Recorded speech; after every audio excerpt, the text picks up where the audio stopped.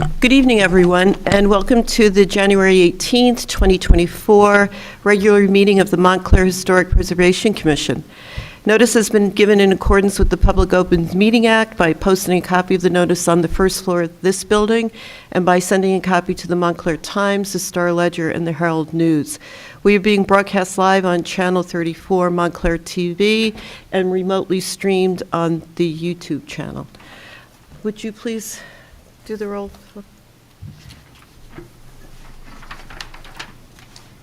Kathleen Bennett, Present.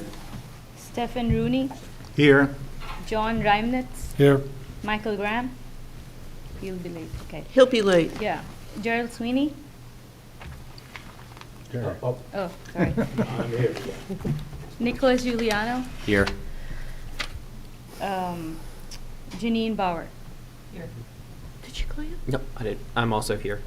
Jason Heineman. Thank you. Okay. Thank you. And Mike is going to be late. Yeah. Okay. So the first order of business in the new year is our reorganization meeting. It's election of the board officers. So may I have a motion to elect I'd like to make a motion.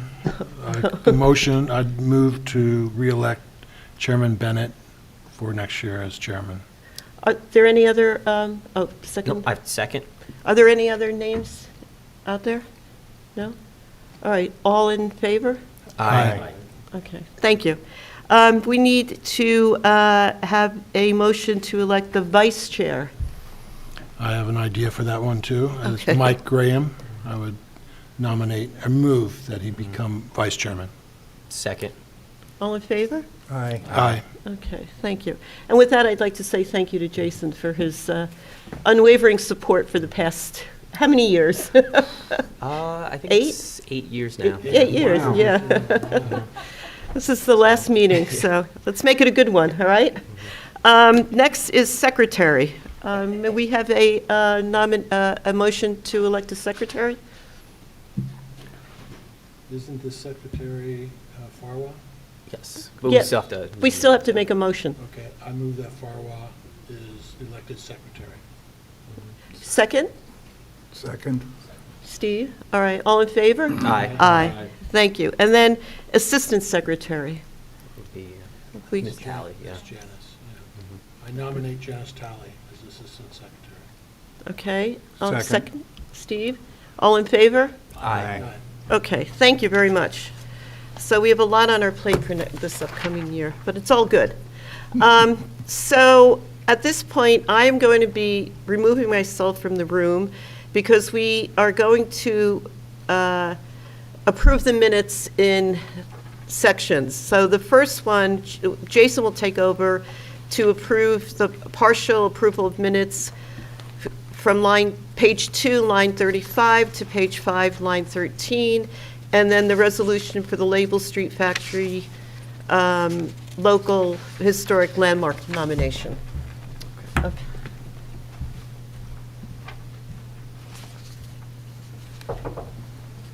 Has everyone had an opportunity to review the minutes? Yes. Okay. Are there any comments or revisions for that section of the meeting minutes? I have a few. Okay. Okay.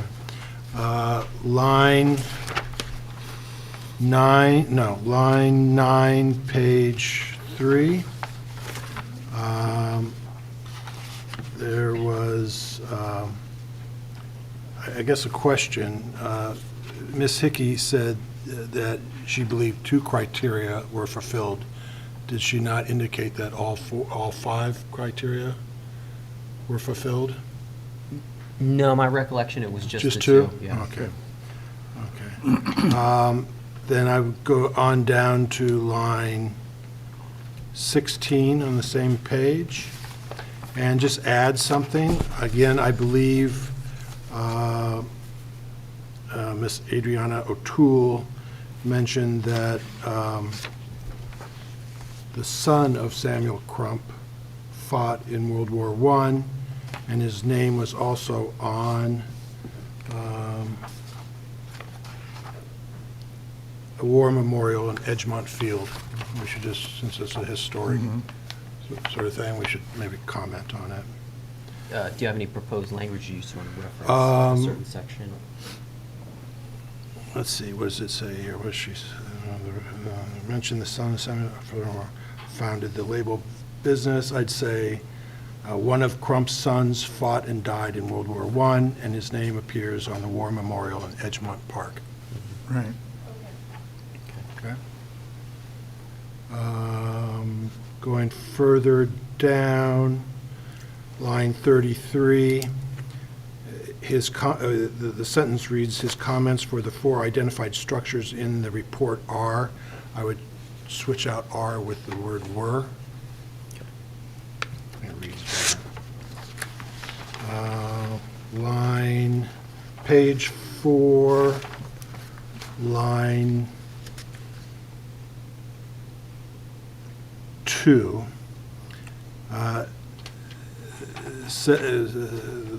The sentence begins, Mr. Wezorek said, as per definition of the word district. I would put district in parentheses. Quotation marks? Quotation marks, I marks. mean, yeah. Quotes. Yeah. Well, it's quotation marks. Oh, not parentheses, quotation marks, yes. Line 19, same page. The floor was open for public questions from, no, it should be to. Two, right. Okay. And then starting on line 38, I have completely different language that I would substitute for 38 through 38, page, see, my sheets aren't numbered. That's page 4, line 38, and it goes on to page 5, line 6. So that entire paragraph? That entire you wanna swap. paragraph I would swap out. And you have, I see you've got a copy. Yeah, I got a copy of what I'd like to. And that's from the resolution? This is, No, no, what you're- no, okay. this is what I'd like to put in the minutes. Yes. So, and that's language from the resolution, correct? No, it's language that describes our action on the resolution, yes. Can I see this?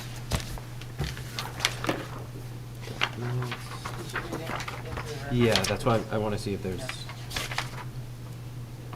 You're on the bottom of page 4, right? Yeah. Those reflect mostly my comments, I think. I thought they were accurate. Okay, so. I the- elaborated. Yeah. Huh? You wanted to swap. Not on your comments, but. This whole Yeah. paragraph. Can I read Yeah, read go ahead what and I read it was in. going to substitute? then- Okay. The Barbara, com- you should have a copy of this. Okay. so, The commission, Yeah. the commission discussed the nomination report. The majority of commissioners agreed that the history of the district does tie together, and even though the Crump buildings do not exist anymore, the remaining buildings, continuity of uses, and the site's pattern of development warrants landmark designation. One commissioner commented that the area has a significant manufacturing history and that the nomination report meets several criteria. One commissioner stated his opinion that the level of integrity of some of the buildings is so low that it does not rise to the level of a district. That is, and that while the report highlighted the rich history that no one knew before, it does not warrant recognition as a historic district. Two commissioners noted the uniqueness of the site in relation to any other area of Montclair, and that it is clear where you are when you are walking the site. Commissioners noted that the manufacturing occurred on the land, and although it did not necessarily occur in the remaining buildings, those buildings were related to the business of manufacturing and the site's overall pattern of development. I'll give you.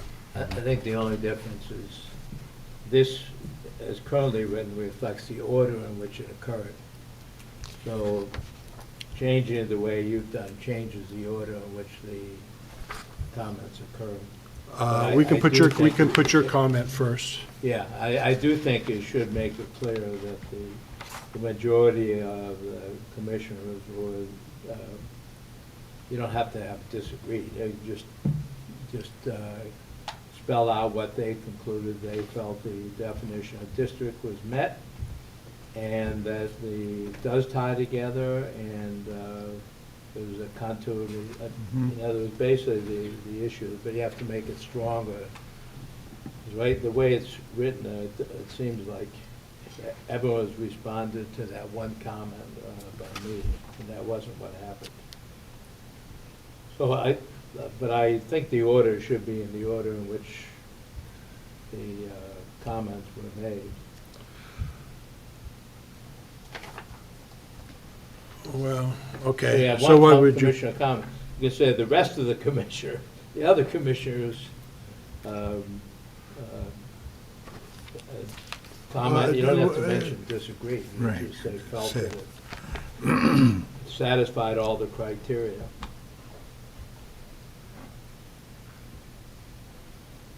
So what would the proposed language be, Jerry, that you would prefer? You want to keep it the The same? only change or- I would have had is just say, you can say the majority, let's say the majority of the commissioners. Are you Line you're four. referring to the Page draft 5, minutes? starting on line 4. I'm sorry, starting on line 3. The sentence will read, the majority of commissioners concluded that the area and buildings satisfy the definition of district. It said the history of the district does tie together, you don't need the word does. The history of the district ties together, and even though Trump buildings do not exist, the continuity of the use of the building remains. I'm sorry, you can leave it as it exists. it's fine. Any Is that objections? okay? Is that fine? That's fine. I mean, we Farley, can did get you get into that? what each person said. I mean, I said something after you did, Yeah. and then Michael did, and then Yeah, Nick that's what I did, said. so but I think that's fine. Okay. Is it clear to you, Farwell, what the amendment is? Anything that you corrected? What's that? No, I think we're just going to leave it as is, subject to Jerry's amendment. Anything else, John? Yeah, line 19, let's see. No, I did that, but, no, that's it. Any other comments or revisions? No? All right, so I'll entertain a motion to approve the minutes as amended, and I think it's what, 4 amendments? So, okay. Can I have a motion? So moved. Second? All in favor? Aye. All right, the minutes have been moved. The next item on the agenda is the resolution for the Label Street Factory Local Landmark nomination. Has everybody had a chance to review the resolution? Are there any comments or proposed revisions?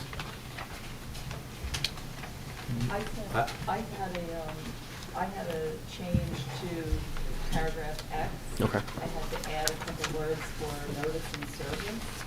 And I don't know whether you received that this afternoon and sent it out after the one that we sent out to the commission members. Okay. Okay, so Ms. Bauer, do you want to just read it into the record, and then we'll approve as amended? So, I would be adding the words, and ensuring that notice and service requirements had been accomplished to the end of paragraph X on page 9. So in other words, instead of a period after a meeting, it would say meeting comment and ensuring that notice and service requirements have been accomplished. Very good. So I'll entertain a motion to approve the resolution as amended. I believe everyone is eligible except Jerry. I move to approve. I have Second? one comment for just just the Northeast Architectural minutes. I'm sorry, I don't have the page numbers, but where it starts. Oh, back to the minutes? Yeah. We moved Oh, the that. minutes We're are at the gonna do that resolutions again. out. Yeah, we're at the resolution. Yeah, okay. That's fine. Can I get a second on the Second. resolution? Commissioner Rooney, all in favor? Aye. Aye. Any opposed? Well, you're abstaining. I'm abstaining to the resolution? Yes. Oh, okay. I opposed. I Whichever. thought I was opposing, but He opposed John it. was the movant, Mr. Rooney was the second. Yes.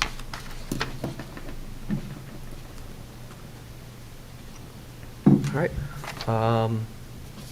And I think that concludes this portion of the meeting. I think Kathleen can She can retake come back and we'll go. the chair.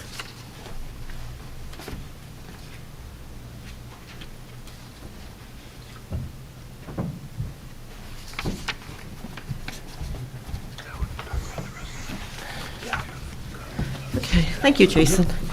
So we will now move on to approve the remaining minutes, which are the the ones that go from page 1 to page 2, line 29, and then start up again on page 5, line 17, to the end of the minutes, which is line 40, line 8 on page 7. So, are there any additions or amendments to the minutes as they're written? I have one comment for Northeast Architectural, just on line, What page are you on? I think it's, Oh, you have to number the page. I've asked Façade to number them from now on. It's 5. line 32. Okay. 5, line 32, just to capitalize the H in Hardy and spell it HRDI. Oh. E, 32. line 32. So that'll get capitalized just because it's a trade product. Capital HARDIE, board.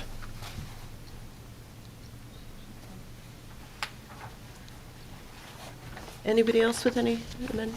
I have a few. I've already spoke to Fawa about them, but I'll go over them for the record. On page 2, line 17, resolution 2023-31, that should be 2023-37.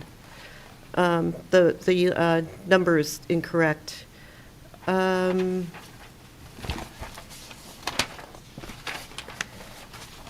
Page 5,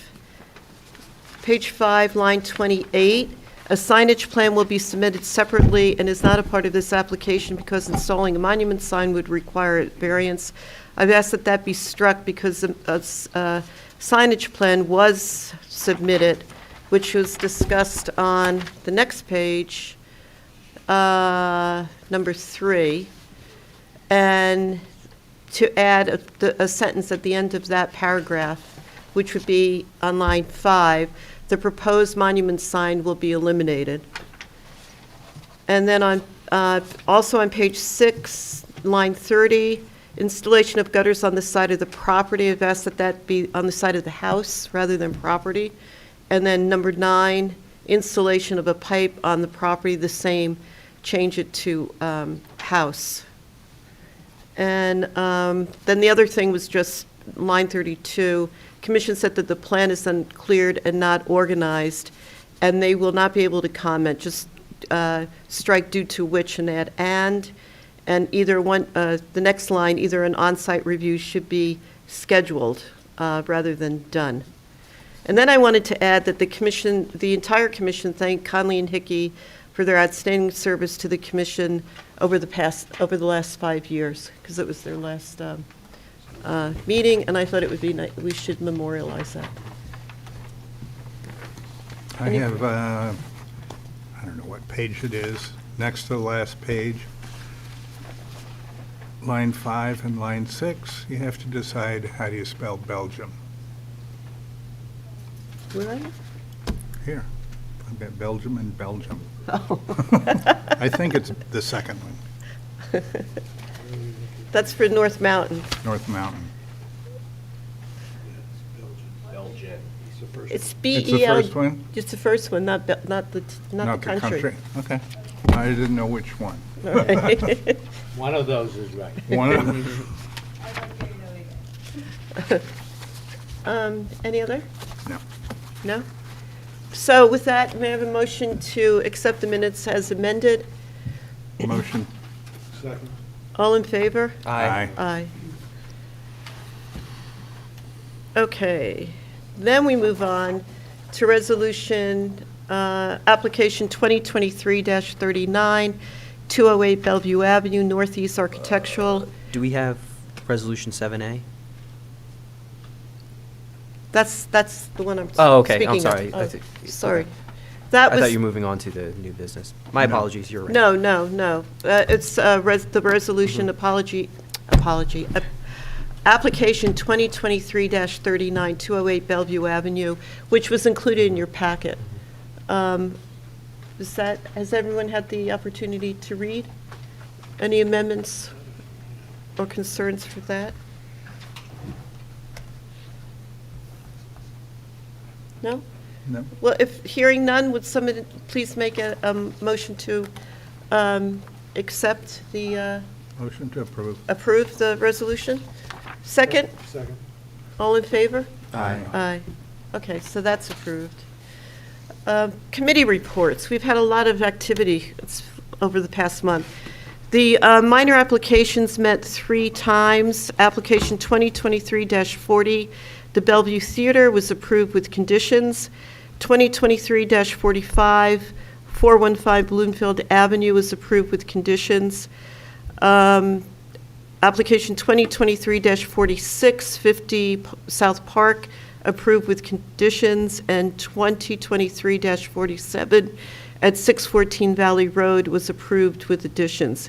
Approved with conditions. And additionally, at our last meeting, we discussed application 2023-15, which remains open.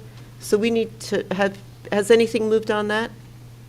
Okay, so we need to, going, 2023-15, can you give me the address? 30 North Mountain.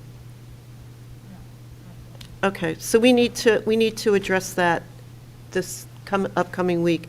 And then 2023-43, which was also discussed at the meeting in December 15th, which was at 43 Church Street, that was approved with conditions. The advisory board, the Advisory Design Review Commission met with members of the library board virtually to discuss and offer suggestions for the Upper Montclair Library Plaza. So John came up with some very good suggestions. We haven't heard back from them yet, but when that moves forward, I think that'll be a good project. And then the new owner of the Mills building has asked the advisory committee to meet with him on site and discuss the exterior condition and the garden. This is a local landmark, and any changes to the exterior of the building or garden must be approved by the HPC.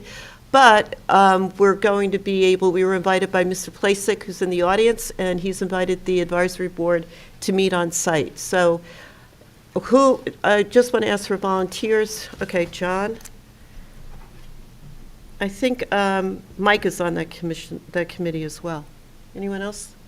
So what I'll do is I'll get in touch with you when we decide on a time. But I think Mr. Plasek said Tuesday was good, but hopefully the weather will accommodate us. The outreach, we do have a meeting scheduled on February 1st at 10 a.m. at the Van Reidner Bond House up at Montclair University. It's really been in terrible condition, the exterior, and I reached out to them because there was some concern from people in the neighborhood, and they've gotten back to me after about 6 months. But it's great to see that they're reaching out, and we're going to meet at 10 a.m. Is anyone interested in joining us at that meeting? 10 a.m. what time? February 1st. Can't make it. Yes? No? Okay. So maybe I'll speak to somebody and we'll get somebody else to come. The design review, 11 South Fullerton, which is the restaurant, and now they've closed. Where are we with that? The Façade, which was not approved, and there are outstanding violations. So a violation was sent to them, and their 30-day period is over. So we need to send them a notice again, probably next week, to see where it can go from there. Okay. It's still under discussion that exactly what steps we should be taking. Okay. It's still under discussion what was approved and what wasn't done, or No. what was changed in the approval. No, that is for sure. Like what we approved, they are for sure in violation. They're aware of the, We haven't heard back from them, and it has been 30 days already. So what's under discussion is that how do we proceed with this violation? okay. Does it make Okay. sense? I have does this follow with the tenant of the restaurant or the owner of the building? The owner of the building. Owner of Because the building. tenant is gone. That's why I'm asking. Tenant's long gone, and they're the ones that produce the violations, and the Right. building, where does the violation follows with the owner of the, follows the building owner? With the owner of the building. Okay. All right, so we'll be in touch with that. Landmark and grants. We're moving along really well with the CLG grant, which is due tomorrow. That is for the Phase 2 of the Upper Montclair commuter area. And I received 2 letters of support, which I'd like to read just a paragraph, because I think it's really important that the members of the commission hear this. The Montclair History Center, I asked for letters of support. The Montclair History Center has said, the Montclair Historic Preservation Commission demonstrates a profound understanding of the historical significance of the structures and sites under their purview. Their expertise extends beyond architectural considerations and also delves into the social, cultural, and historic context of each property and area, ensuring a comprehensive approach to preservation. Their commitment to maintaining the integrity of our shared history is evident in the thoroughness with which they assess and evaluate various sites throughout Montclair. So I thought that was That's good very for good. everybody to hear. And then we've got a letter of support from the First Ward Councilman, Bill Herlock, who has written, as Deputy Mayor and First Ward Councilor serving for the past 11 and a half years, this project falls within my ward. As such, I have a strong connection to this location and share a keen interest in its future. I believe that it is important to advance this project. A project such as this preserves the fabric and history that is Montclair, especially the First Ward. And then, thank you for your time and attention to this important matter. So I think it's good to have 2 letters of support, and I wanted that to go on the record. So Fawa and I have been working on this. She will be the project coordinator, so everything that will come through Fawa, and then she will disseminate it to the grants committee, and we will disseminate it to everybody here. Tomorrow? No, it'll be about 8 months, Steve. Oh, You've okay. got time. And Fawa, I wanted to make you aware, I don't know if you are, but see, the certified local grant, of which we're been able to obtain all these grants, their annual report is due in February sometime. Are you, so you're not aware of it? Okay. So we'll be in touch. It's a simple. comprehensive report, but it's just basically filling in questions. And we've done it for years. Our previous secretaries filled it in, so it's not difficult. But that should be in Tommy's files because it's an annual report. And I mention it now because it's coming up, probably within the next month, okay? Then we did have a special committee for the demo ordinance, which Mr. Sweeney and Mike Graham worked on very diligently. And Jason also gave some of his remarks to compliment everybody. But rather than speak about it now, I've put that at the end of the meeting because I think that's going to take a little bit more time. Okay, and that's it for committees. The only thing I wanted to say, I sent this to everybody, but the National Park Service is doing a webinar about substitute materials. Has everybody gotten this? I made copies. And it's coming up in February. And that's something that we're going to be addressing. We have addressed in the past, substitute materials and what's appropriate. So it would be something I think that everybody should try to make. There's two sessions. They're during the, There's three. no, they're two, Tuesday and Thursday, the 6th and the 22nd. Do you have another one? I saw something today that was a third session. Oh, all right, well, it's popular. But I urge everybody, Anyway. I urge everybody to try to click onto this. And we do, as a CLG grant holder, we are responsible for educational. Every commission member has to do, has a responsibility for an educational component. So this would be, if you decide to take this, please let Fawa know so that she can mark it in your, for CLG, everybody on the commission must attend an educational seminar.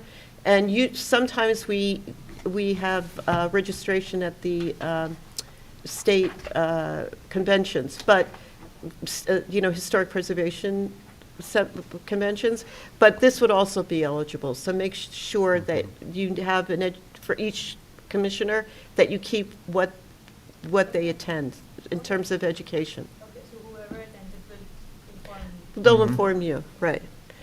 Okay, so moving along, public comment. Is there anybody here that would like to address the commission on anything? No, all right. Seeing no public comment, we'll close that. Old business, seeing that there's no old business, we'll close that. We're on to new business. So we have application 2023-43, which is at 330 to 341 Bloomfield Avenue. And Jackson, Mr. Bangs is up. And I will just, this was postponed to tonight from last month. So thank you very much for your understanding for, coming in at this time. Thank you. My pleasure. So 300 to 346 Bloomfield Avenue was constructed in 1920. It is listed in the, it is a classical revival building that is located in the Montclair Central Business District, Historic District. The building has some, I'm trying to read my notes. All right. So the proposed work at this three-story structure includes updating the storehead bulkheads to wood or composite with cast or natural stone bases, removing the awnings and restoring the wooden crown at the first floor. And I believe that what you're addressing is 300 to 334 Bloomfield Avenue, not the entire facade. Primarily, yes. Okay. So before you begin, I'm going to ask Ms. Bauer to swear you in. Raise your right hand. Do you swear or affirm that the testimony you provide to the commission tonight on this application will be the truth, the whole truth, and nothing but the truth? I do. And just identify yourself. Jackson Bangs, project architect, Sionis Architecture, located at 8 Hillside Avenue, Montclair, New Jersey. Thank you. I'm representing 330 Bloom LLC, the owner of the property. And you have a PowerPoint presentation? Yes, I Okay. prepared a PowerPoint which consists of the photographs and drawings which you were all submitted in your packets. Is this a clicker? Okay. So I'm going to move over to the computer. Yeah, you have to click on it, it goes to the application folder, and then you have to download all of it. Can you hear me? I don't Say it again. Can you hear me? Yes. Okay. Touchscreen, so So, you're probably all familiar with the location of this property. It is between South Willow Street and Gates Avenue on the south side of Bloomfield Avenue. It consists of it's an irregularly shaped lot, which consists of two buildings, which are very similar in style, right next to each other. Here's a photograph of the two buildings. The primary subject of this application is the easterly building. It's the 3-story building. We're here to discuss a restoration project today. The goal of the project is for the buildings to look exactly the same as they do in this photo, except cleaner and nicer.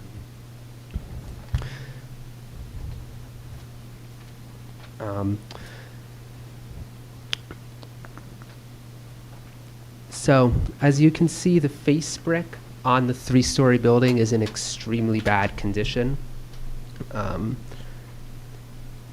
The floor structure, it's not tied to the wall properly. This is leading to lateral movement in different directions.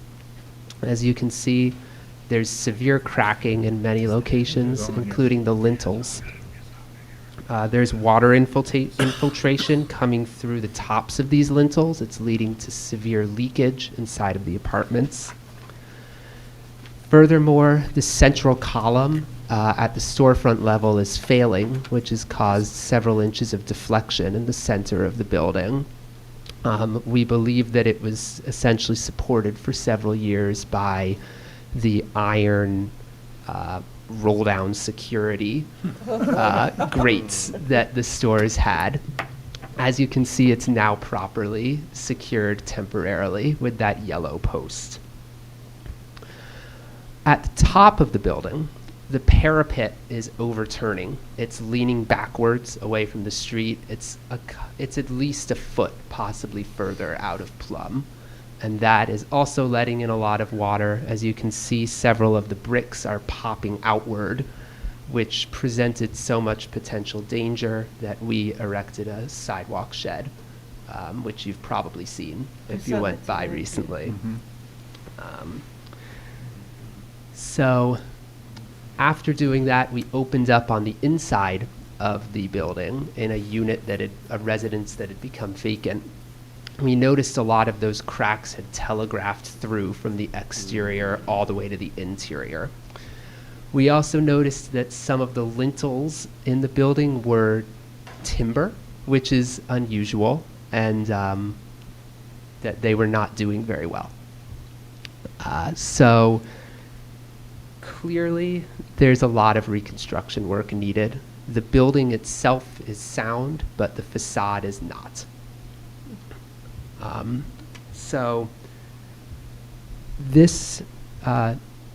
So our proposal, as depicted here, is to remove the entire outer width of face brick. On the interior, there's 2 layers of backup. It's primarily clay, hollow clay tile with some brick as well. We hope to salvage that using Syntec anchors, a system that's been used with historic masonry to reinforce it with steel and injected grout to lock the anchors in place. If that's not possible, we may need to rebuild entire portions of the front facade. We've documented the entire facade rigorously. We've engaged a masonry conservator, and we're prepared to put it back properly so that it looks exactly the same as it does now. The goal of the project is to, as I said, is to have the building look exactly the way it currently does for many years to come. As part of the project, we'll replace the windows. The windows were replaced previously. They were replaced with vinyl windows. The vinyl windows are now failing, so we'll replace them with clad wood windows, which will be more historically correct and hopefully more durable, certainly more durable than the vinyl windows are. The goal of the project is to reuse as much of the existing limestone in the belt courses as possible. We've looked at some of it from the scaffolds that are up. Some of it will need to be replaced, some of it we hope to salvage. Anything that cannot be salvaged, we plan to replace with cast stone to match the original as closely as possible.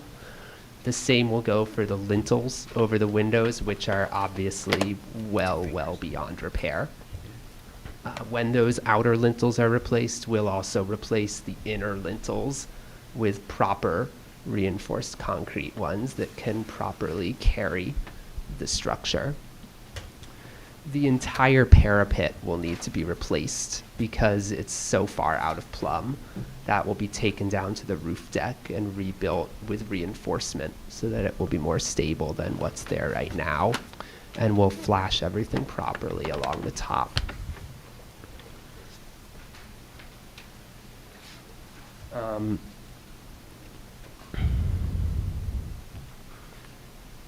We reviewed the consultant memo that was dated December 12th from Mr. Connolly. We have no issues whatsoever with any of his recommendations.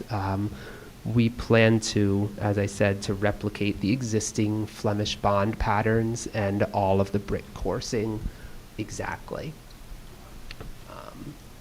I do want to mention that while this application primarily concerns the 3-story building, the owner does plan to do some basic routine maintenance on the west building. The west building, we've assessed it's in much better condition, but it still could use some scraping and repointing of joints. It has some graffiti that needs to be removed. And there's a few areas of missing or damaged coping on top of the parapet that need to be replaced. So the goal is to do that work at the same time that we're doing work on the larger building, and leave the structure really in good shape for another century to come. So, thank you. Thank you. Yes, I'd be happy to answer any questions. Okay, thank you. So why don't we start with questions with Nick?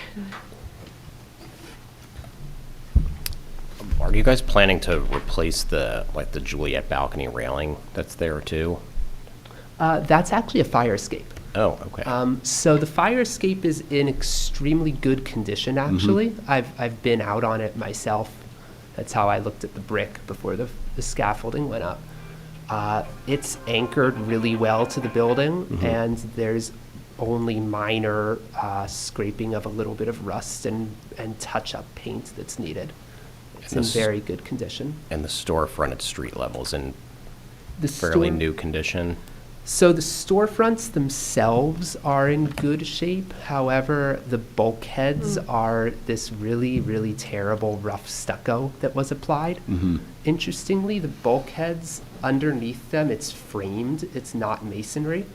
So what our plan is to remove the stucco and the boards that it's mounted to and replace it with either a wood or a composite panel design, probably a wood or composite panel design, then with a stone base to meet the curb, since it appears as if it wasn't stone historically there. Okay. And the storefront itself is like a powder coat aluminum? Yeah, they're modern.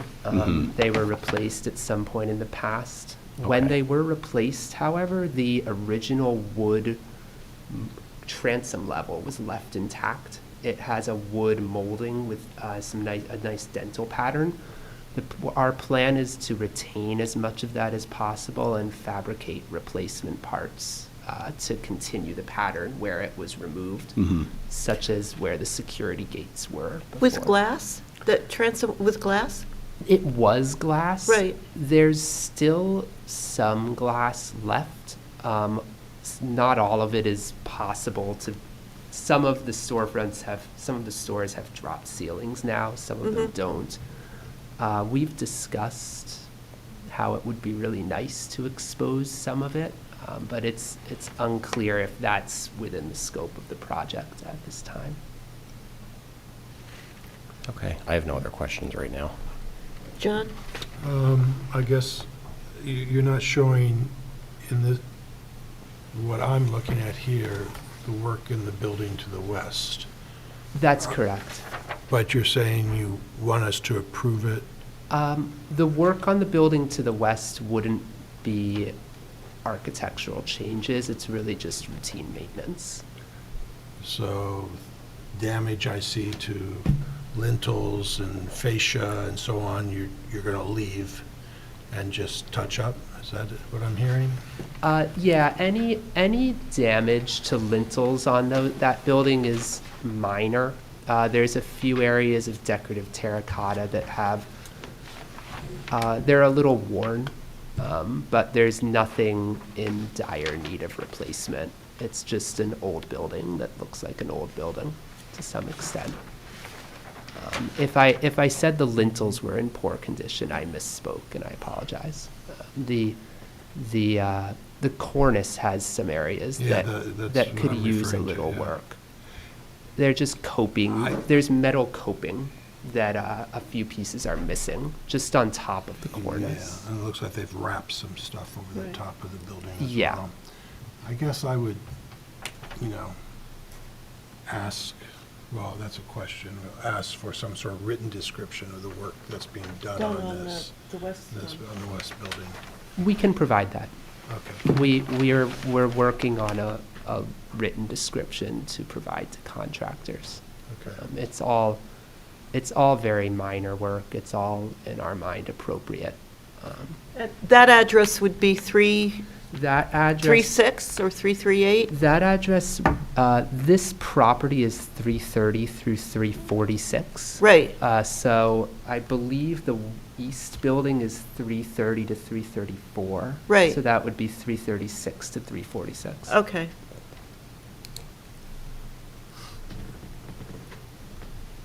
But it's the same lot. The two buildings are on the Yes. same lot. Yes. It's quite large. Yes. Okay. That's what had me confused when I saw it.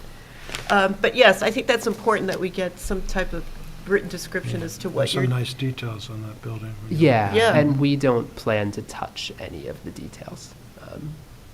Okay. But we'll provide a written description. It's in the works already. Were these two buildings singled out?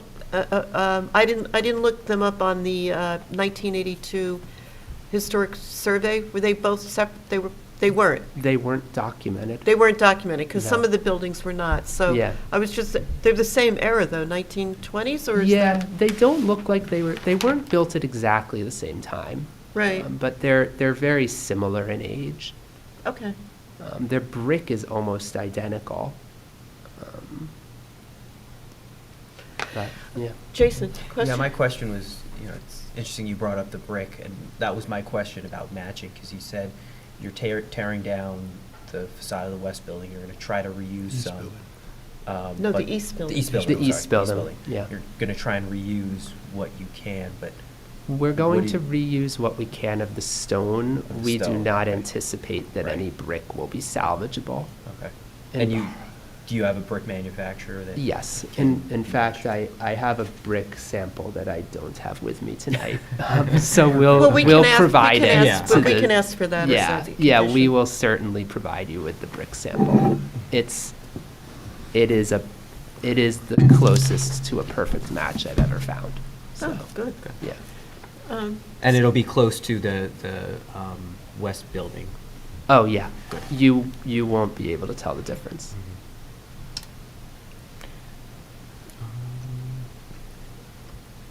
And naturally, we'll match the mortar as well. That's all I had. Okay, Steve? Same question that Mr. Hyman, so. Okay.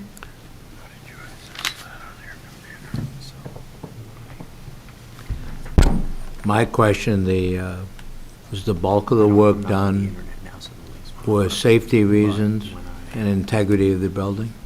Yes. Okay.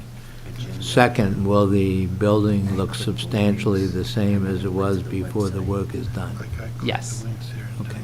nothing Thank you. happens. Okay. And then from the website. And so is the building, the east building, is that brick? Is that a brick building with a white brick facing on it? The east building is it's the inner layers are a mixture of hollow terracotta and brick. all around? Yes. Oh, okay. So this is just, this It's is, a complete masonry structure. okay. And so this is just a brick facing? Yes. Which is only Yeah. on the front facade? That's correct. Well, yeah, on the side, it was clearly parged at some point in the past. I don't recall if it was on the rear. Okay, But- no, we're concerned with Bloomfield Avenue Yeah, facade. yeah. But, and I can see that from your photograph, but I was just curious that, and you're proposing that you've testified that you've done documentation as far as the pattern goes, that it Yes. will be replaced and the brick will be the same size as? Yes. That it is here? Because aren't they manufacturing different size bricks now? I mean, They're all different. They are There's a lot of new. different sizes available, but the size that was used in the construction of this building is one of them. a standard that? Yeah. Okay, Very standard, okay. yeah. Any other questions? Any questions from the public on this? I just have one question. Sure. Was were the photographs that you showed, were they submitted with the application, or do I need to mark them as an exhibit? Two of them were not, so you should probably mark it as an exhibit. Okay, fine, that'll be A1. Okay. Which ones were they? The interior photos, Oh, okay. yeah, because they didn't exist yet when I submitted this. Sorry, which one? The two interior photos in the PowerPoint presentation were the only material that was not in this packet.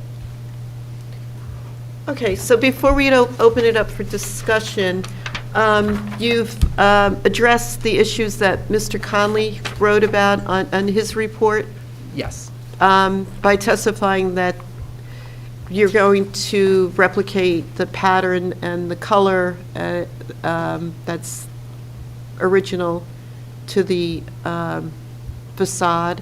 yes. So the soldier course above the display window, is that what did you, that's not the transom, that's No. Uh, here? It's directly above the awnings. Above the awnings. There's several soldier courses, actually. Right. Two at least. And what do you intend to do with the awnings? Generally, the awnings will remain. The shop owners like the awnings. One of them in the vicinity of the fire escape needs to be modified. Okay. And then the last thing was that to provide brick and mortar samples, which we, as a condition, and we would come Right. to see it in the field. And we would be happy to do that. Okay. So before we can open up for discussion now, we start with you, Jerry?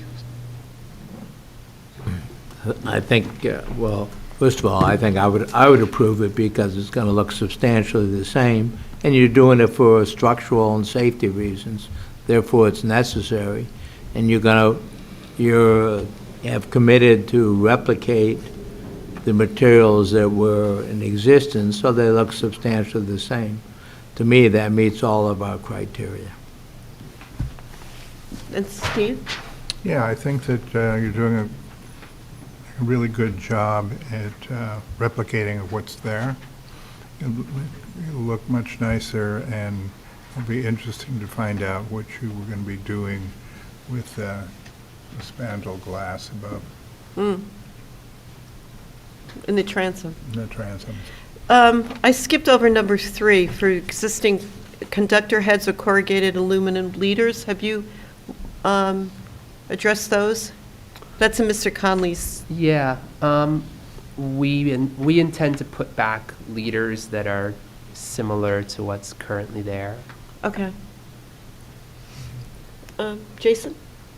No, I don't have any other comments. I think you addressed all the concerns. It seems very much like a replacement in kind, as Jerry mentioned. It's consistent with our guidelines. I think it's well documented, and it's a good job you've done, so Thank you. go forth. Nick? I don't have much that hasn't been said already by my colleagues. Of course, if there's any, I would recommend just referencing any historical photos you have as you're going through it to see if there's any details that might have been replaced at some point since the building's construction, that might be a good opportunity to replicate, if you're redoing the whole facade now, to make it more accurate to how it was built originally, whether that be lintel details that might have been replaced in an inferior way, compared to what was there originally. But other than that, I think it's a good plan and a good intent. We looked really hard and we couldn't find a single photograph. Interesting. So sounds as though everyone is in agreement with the work that you're proposing. I do think that we do need a written description for the west side. We do need to see which you can coordinate with FAWA in the office, the brick and the mortar samples. And what else was there? I think that was it.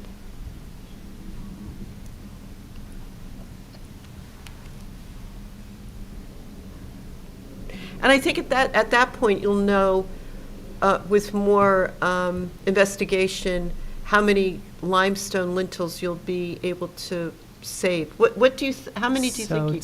To clarify, we will not be able to save any of the limestone lintels on the east building. It looked pretty. It looked pretty. They rough. are all in extremely bad condition, Okay. as you can see in photograph number 4 on your packet. Someone thought that caking multiple layers of cement over them was a good idea. So the lintels are beyond repair. What we hope to be able to salvage are some of the 2 limestone belt courses. There's one below the second floor windows and one directly below the parapet. Oh, here. Yeah, those limestones appear Are they to in be better shape? Yes, Okay. far better shape. They're not perfect, but we're hoping that some of them might be salvageable. If not, then they'll be replaced. Okay. But the goal is to salvage them. All right. Thanks. Any other further discussion before we have a vote? Do we want a window specification to go along with the brick and mortar samples? Oh, good point. Yes. Spandrel glass sample maybe of like the color of Right. the shadow box. Good point. The windows, the replacement windows, do you know what you're replacing them with? We expect that we'll probably use Marvin's Elevate window, their fiberglass clad wood window. We're not certain of that. We're still checking pricing of various options. Okay. And then what you intend to do with the transom, too? Okay. Okay. What type of spandrel glass and the pattern you decide to do? And as I said, it's possible that what we'll be doing is nothing at the moment. Okay. Yeah. All right. But just so we know. Okay. All right. So, Fawad, do you have all those down? Yeah. So would make a motion to. A little bit now. Oh. Sorry. His time is up. Would you like to make a motion? Would someone like to make a motion? We'll vote on this. No, we'll vote on this first. So, Fawad, would you call the roll? Because we're voting to accept the application, all right? And then we'll make a motion, all right? Okay, so should I call the roll first? Yes, so we're voting to accept the application as presented with the conditions that we've just outlined. No, we need a motion first. We know. That is the motion. That is the motion, yes. sorry. Yes, what she said. So I'll make a motion to approve the application with the conditions set forth in the record and in Mr. Connolly's report. A second? Second. Okay, and so all in favor? Do we take a roll? I think we take roll. I will roll. We take roll, sorry. All right, so, Kathleen Bennett, yes. Stephen Rooney, Yes. John Reimnitz. Yes. Michael Graham is not here. Gerald Sweeney, Yes. Nicholas Giuliano, Yes. Jason Heineman. Yes. Okay, great, thank you. Thank you. When do you anticipate, I know the scaffolding is up now. Yes. When do you anticipate to actually start on it? Our goal is March. We'll see if that happens. Okay. Yeah. we've been itching to get going, so. I think if nothing else, the safety issue, the factor must be It's alarming. it's stable, but yeah, we'd like to get that scaffolding down. So, yeah, All right, thank you very much. thank you. Okay, then.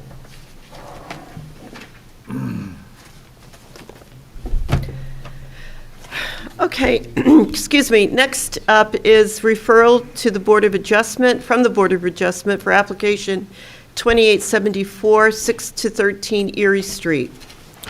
Would you like to come forward and?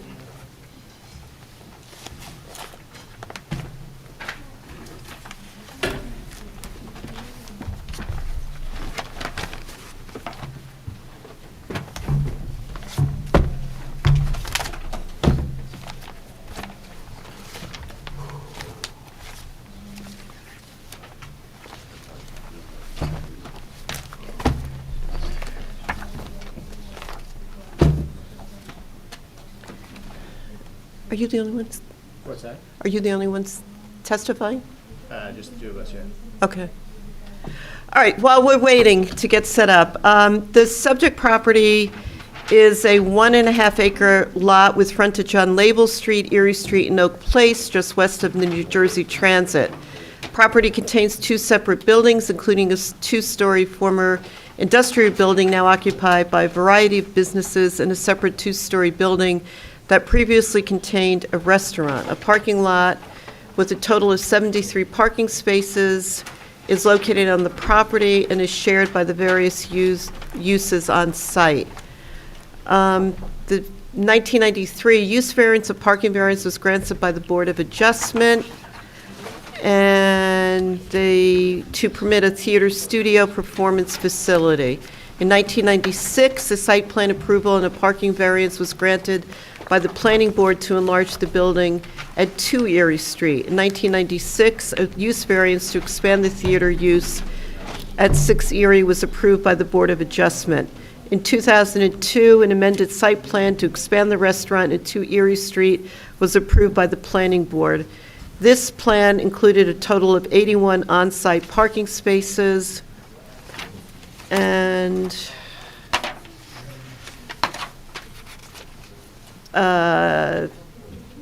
the applicant proposes to convert 6,000 square feet of space in the larger building to a dance studio. The plan also reconfigures the parking and circulation configuration to increase the number of parking spaces. It will include a number of compact parking spaces, handicap parking spaces, and then different lighting. Now, historically, let me just find where it's on this. Oh, of course, it's not here. This is in the proposed Label Street historic district, and which, just for the record, has the resolution's been passed tonight and will be going forward to the council. So tonight, what we're looking at are changes to the exterior of the building, specifically parking and some landscaping. So with that was the introduction.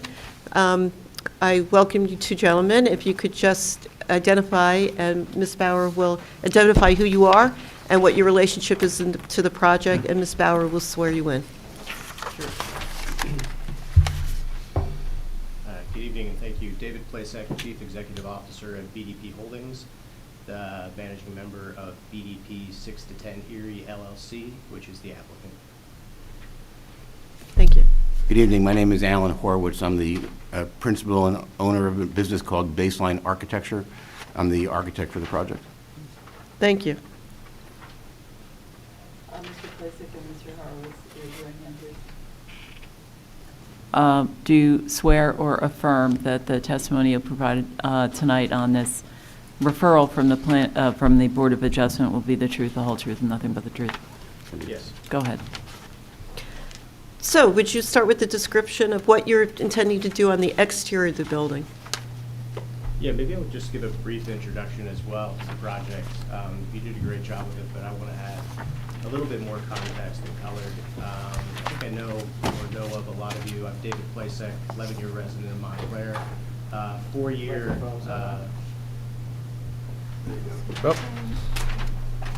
Four-year resident of this building. We've been a tenant in this building since 2019, and it's been an interesting process to see the evolution over the last 4 to 5 years of various plans proposed for the space. I think what we're really looking to do here is give the building and the property a little bit of love in TLC. It's been lacking for a number of years, and I think the application is before you tonight because we are looking to bring the Sharon Miller Academy for Performing Arts, 28-year institution in Montclair Township, to this property. They are no longer able to stay in their current facility, and we're very happy to be able to accommodate them here. The square footage of their space is about 5,200 square feet. Alan can go into more details, with about 800 square feet of mezzanine storage space. The reason for the application is the dance studio use triggered a increased parking requirement, which triggered the site plan application. In conjunction with Sharon Miller's fit out, there are some exterior facade improvements in addition to, outside of the scope of this application, some other exterior facade improvements and window replacements that we'll be making at the building that Alan will provide more insight to as well. I think it's also important to note that in addition to Sharon Miller taking this space, we've extended the leases of other tenants within this property, and we are 2 to 3 weeks away from signing a lease for 2 Erie Street, which is the former restaurant space at the property as well. So I expect to be seeing more of you as the months progress, but very excited that this property that, you know, has been sitting idle, unrecognized, and unnoticeable by a lot of people in this town is going to be a vibrant and thriving property once again within the township. Thank you. Do you want to begin? Sure. I believe some PDFs have been uploaded to the system, so I'll bring those up and show you what's being proposed. I think there's a hand microphone. Yep, right next to the computer. Is anything new that we need to mark as an exhibit? Not sure what you have. You have the application drawings, which are primarily language drawings. Were these files shared with us? No, these are not shared. Okay, okay.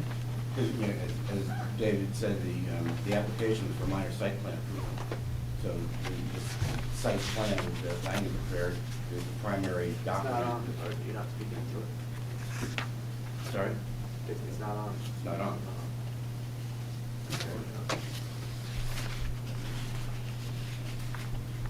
How about now?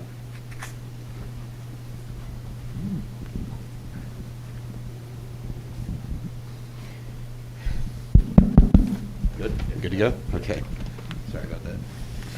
Yeah, these are elevations that we just recently prepared based on discussion about. Could you hold it a little bit? Yes. Is that better? Yes, Yeah. yes. Okay, I'm sorry. That's okay. Yes, So let me just ask one question. Is each one of these, like, is this one elevation, this is another one, and this is another? I just need to know whether I'm marking A1 with 7 items in it. Sure, absolutely. I can describe to you what those are, because what we do is, okay. I didn't number them, so it's going to be a little hard to explain each one. Okay, well, our secretary will take care of that in terms of the record, but there's 7 items, correct? Yes, there are 7 items, but you may not want to look at all of them, because the last 3, for example, are interior renderings that we did for the Sharon Miller space. Okay, well, however many you address, that will be what A1 is. Okay. All right? Sure. Okay. And we'll keep track of that. Okay. So I guess we should start with the existing conditions,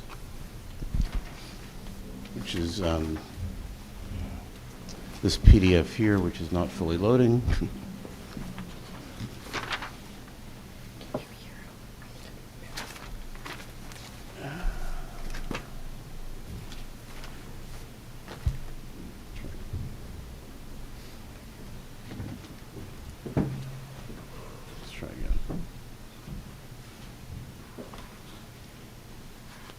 There we go. Okay. So this is a image of existing conditions of the facades of the existing building.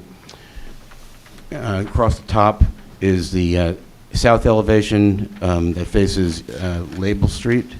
The middle image is the east elevation, which faces out towards Erie Street.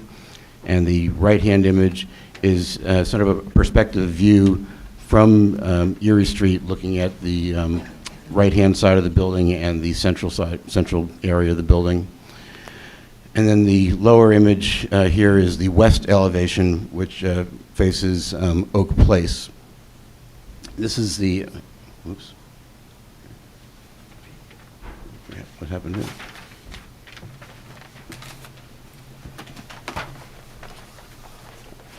I'm not sure how to get rid of this. Just click off the page, it should go away. There we go, okay. So I think the photos show fairly clearly that the building is an amalgamation of a number of different additions and changes that happened over the course of time. The west facade seems to be the one that's the most intact from the original condition of the building. It's the one that we looked at as guidance for taking elements that were salvageable and trying to treat them as authentically as possible. The general scope for that drove the project for Sharon Miller is taking the area that's shown in the central photograph, the east-facing facade, and the south-facing facade in this upper left-hand photograph. The scope of the work for Sharon Miller involves altering the warehouse space that's on the inside of the building now to dance studio space. So the 3 overhead doors here are not appropriate for dance studio space. They're being removed, and they'll be replaced with exterior wall materials that are consistent with the current construction of the rest of the building.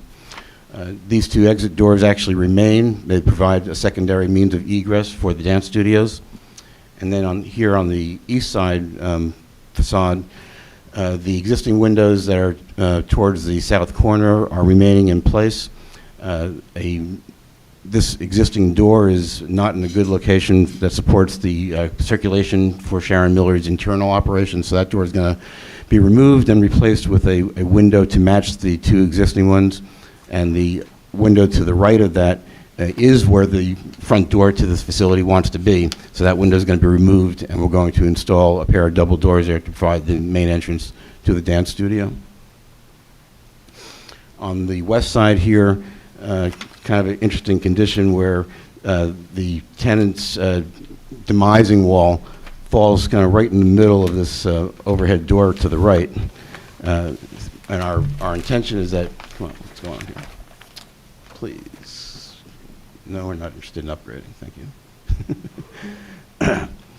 And, this facade, as I said, is, kind of has the most integrity in terms of architectural character.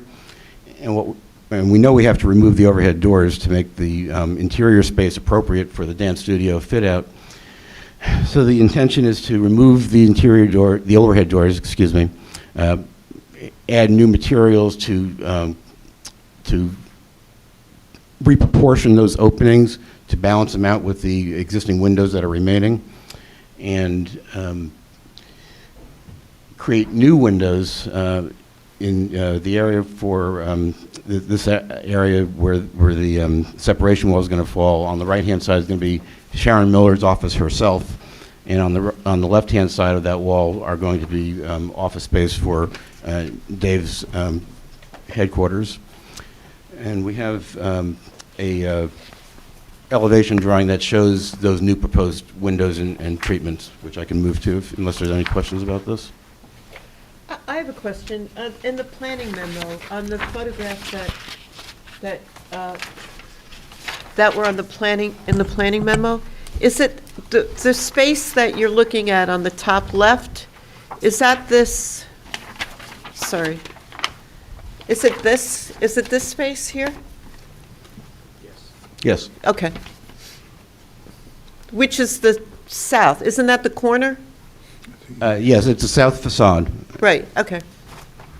So as I said, it's, you see the three overhead doors here, which is really the southwest corner of the building, Yes.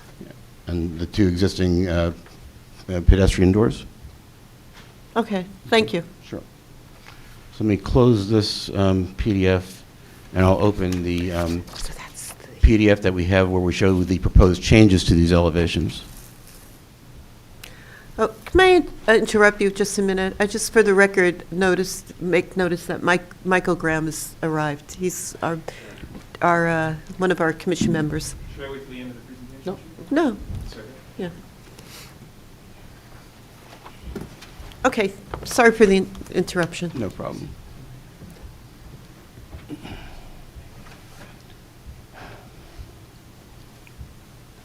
Seems to be responding slowly to my PDFs. Okay, let's try again.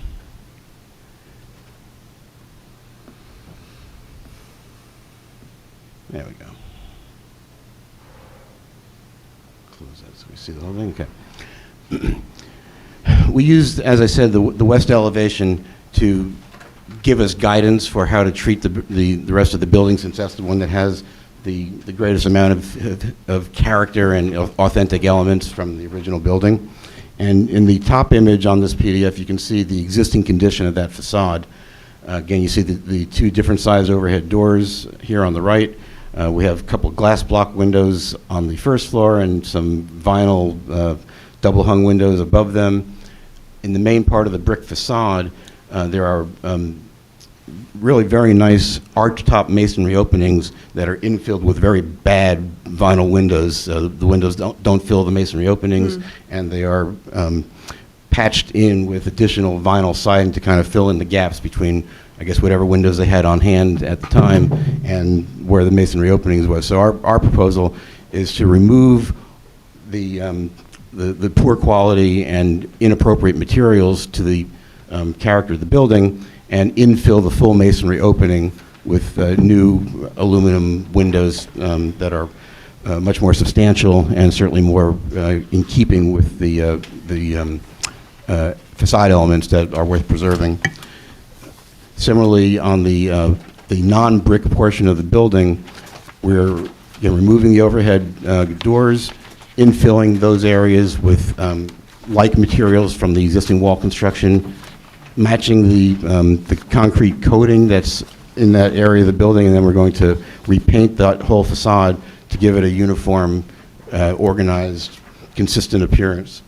We added new windows here that match the dimensional sizes of the existing windows, just to create, again, some type of a standardized geometric line to the building to give it some proportionality. And we're also adding a couple of new entry canopies. We have a new main entrance door here for Dave's company, and a new main entry door here, which is going to be for future tenants. Those canopies replace the curved fabric canopies that are currently on the building, which are in very poor condition.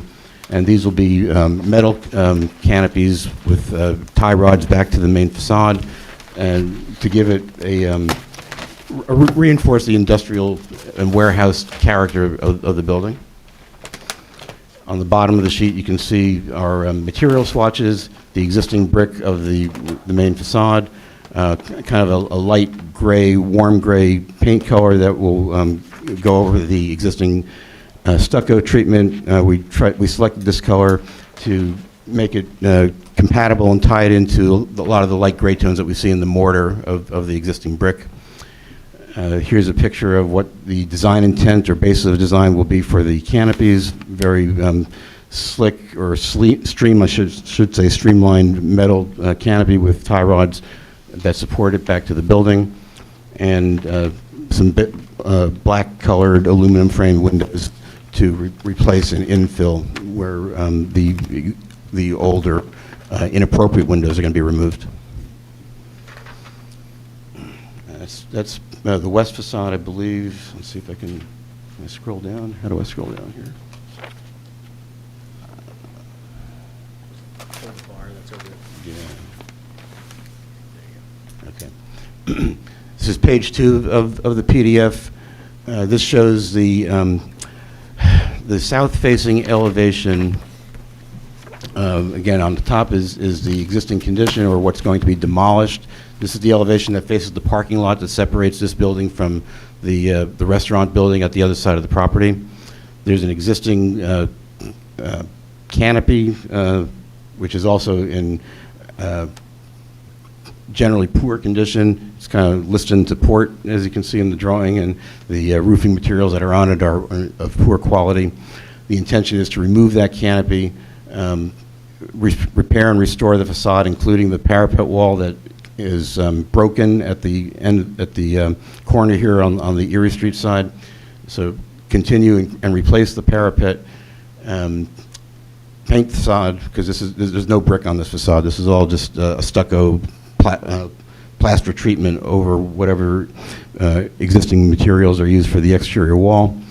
So this just gets painted, and new canopies go over the new entrances. The entrance on the right here is currently being used by a fitness studio in the building, and the canopy that's shown here on the left is for a new entrance for new tenancies in the building.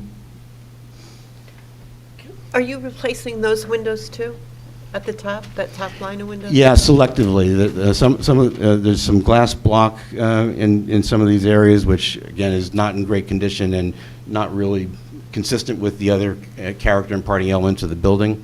So we're going to remove the glass block. There was some debate about that back and forth, and then we decided that the right thing for the building to give it a more consistent appearance with its character is to remove that block and install windows that are more consistent with the windows on the other side. And the upper course, that upper level, that line of windows?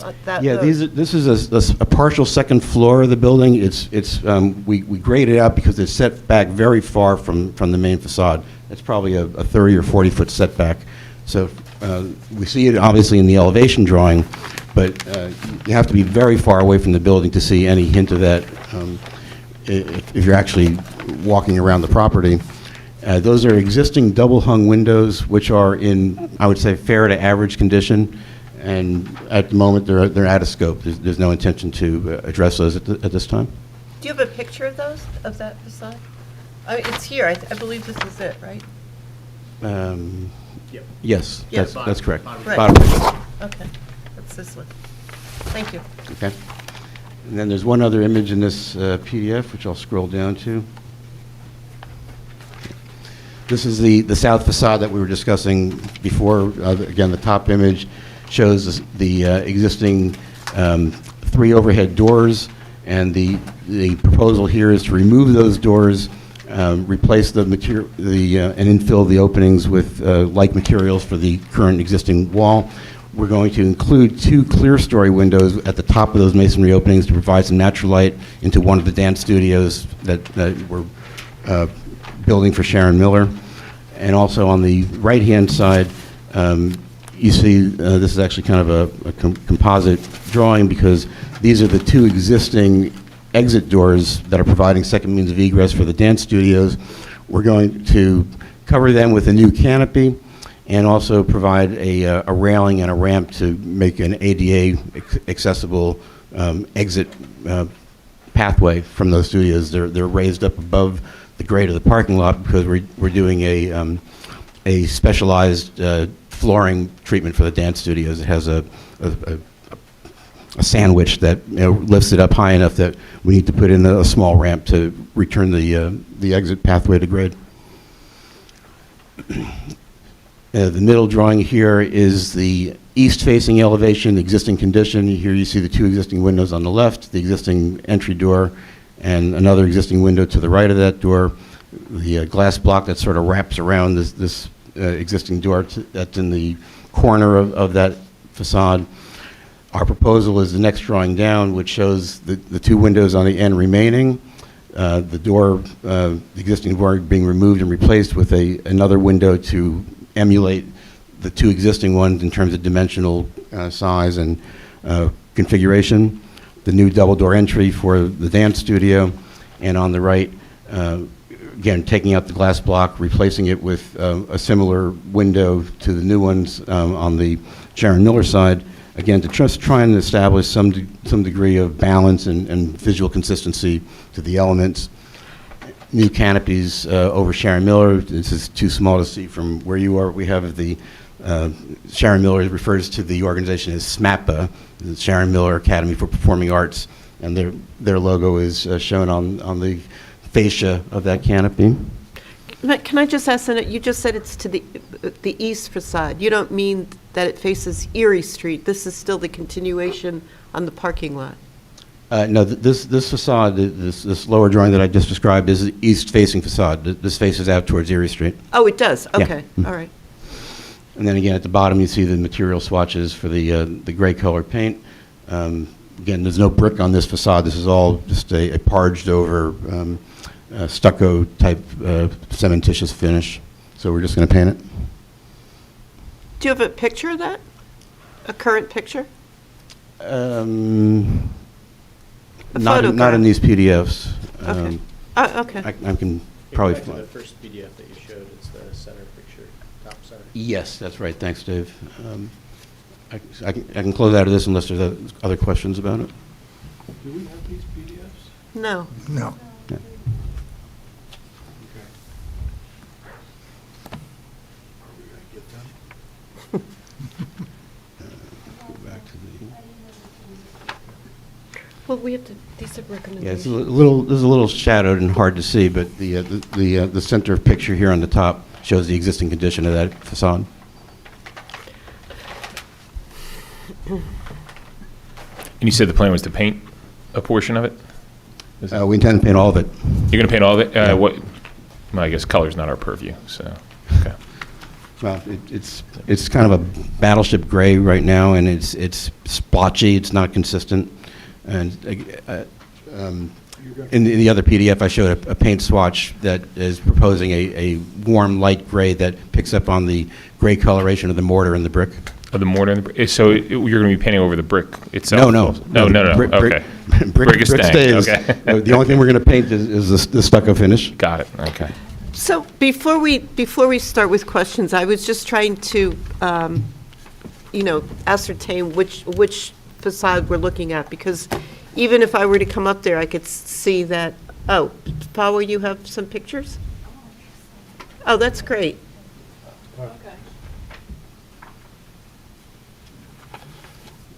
Yeah, I'm not Let's sure I just made pass enough- this Yeah, down. please. I'm not sure I made enough for everyone. I wasn't sure how many we No, would that's need. fine.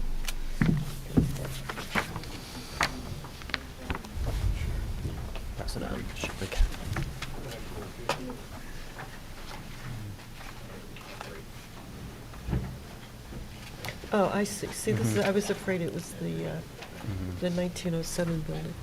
Yeah, we need to see these, because Yeah. it's difficult to, I understand. I mean, I do have hard copy on a large-scale presentation board that I can display if that helps oh, as well. can you bring it, can you put it right here? I can. That would be great. Okay. That would help with questions, so thank you. Yeah. But, Yeah, I have some questions. 'cause I- wait, let's just, let's, about where the facades are, or questions No, about the no, work? I just want to, I didn't think we were sent any of these things. We weren't. Anything related to the facade improvement, which is probably the focus of what we should be looking at. Right.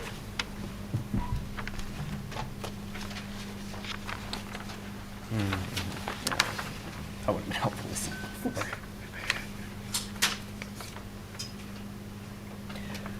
Okay, so Janine, you have these new, this is a new, okay. I marked it. Well, I'll decide whether this is going to be A1 or whether we're going to. Sure. Okay.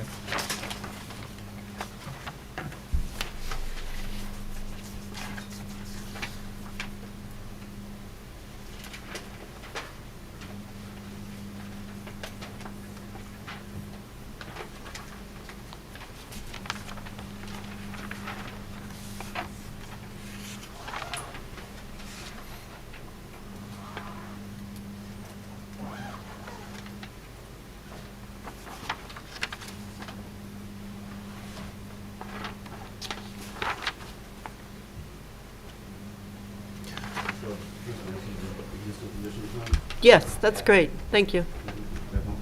Yes. Okay, do you have anything else to add to your testimony?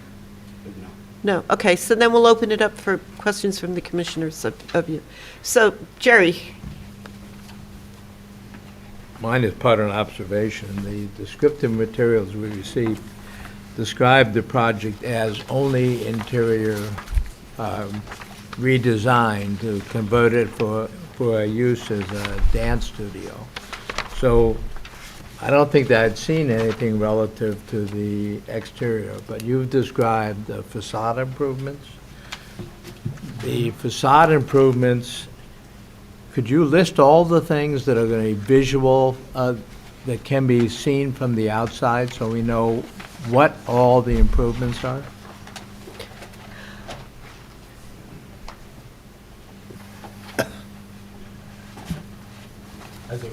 Would you mind grabbing the microphone, please? The handheld, please? Thank you.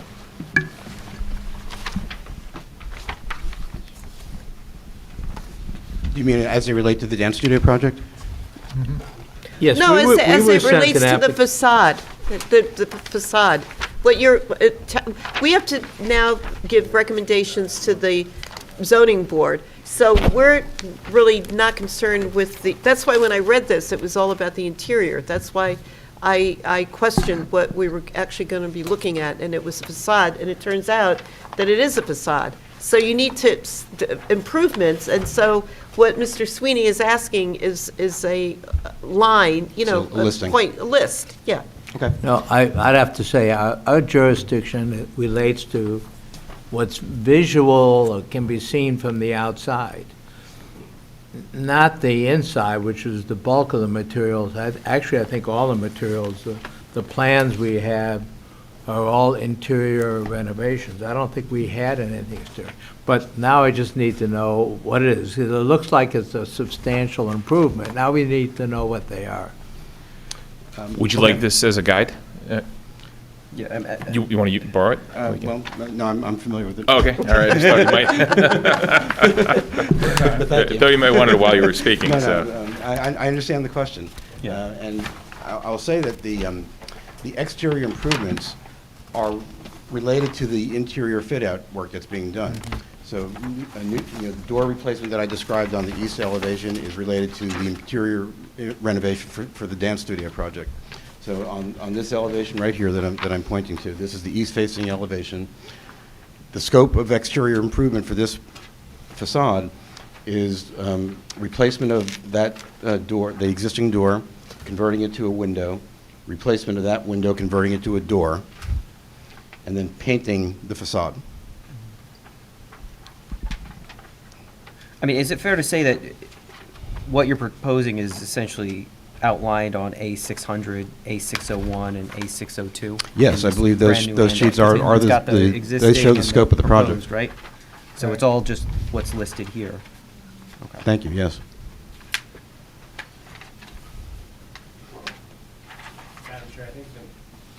I think it's important to point out, too, the scope of what you're being presented tonight is outside the scope of the Sharon Miller space. We thought it prudent, though, given the extent of the improvements we're looking to make, to show you the cohesive facade improvements, not just the eastern wall and the southern-facing wall and a portion of the western wall applicable to the Sharon Miller space, but the entire package of what we're looking to do to the project or to the building.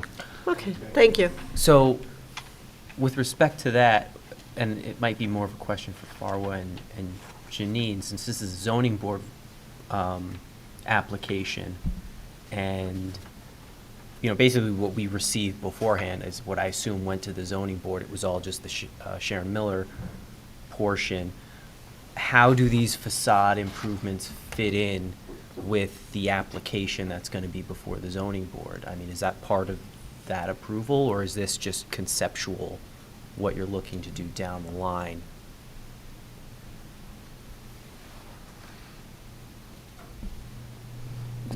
You address that to council and the assistant planner, so I'm not sure if you want me to answer, but you keep looking at me. I'm happy to chime in. Thank you. It was more of I wasn't sure who could answer, so I was opening it up to everyone. It's a good question. when you have an application referred from the Board of Adjustment, you are to determine what the zoning ordinance applications are that are within your scope that you want to advise the zoning board of, and the zoning ordinance applications that are within your scope, it seems to me, based on the presentation that was made, relate to aesthetics. In other words, what's purely within this commission's purview as to the exterior changes. So if you wanted to say to the zoning board, we don't think that door should be a window and we don't think that window should be a door for reasons that are within the purview of the HPC, you could say that, and then the zoning board could take under advisement based on whatever the applicant's reaction, well, that's great advice, but we don't agree with that because of the interior changes that are going to take place because of the dance studio. We understand why the applicant wants to do that. Or they might say the opposite of that, or whatever they would say. Right. But I think, based on the presentation that I've heard, they're just the classic zoning ordinance aspects, which for us are aesthetic.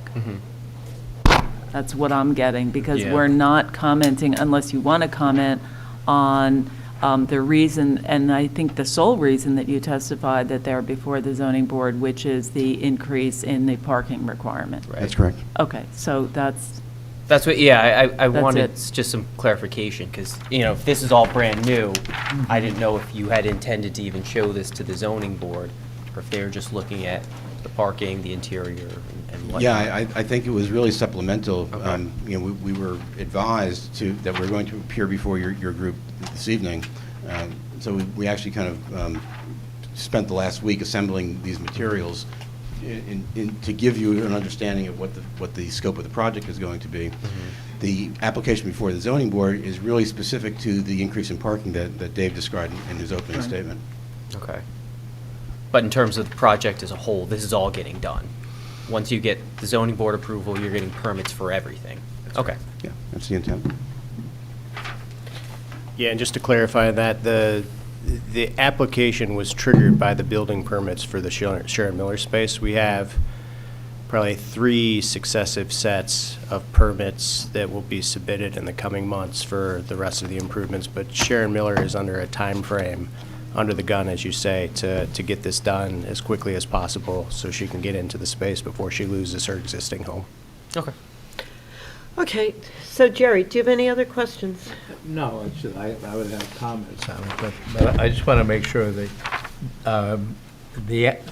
these were not submitted as part of the application. Anyway, this is the first time you've turned it This over is to us. supplemental So- for the purpose of the meeting this evening. You're not asking us to comment on these things tonight?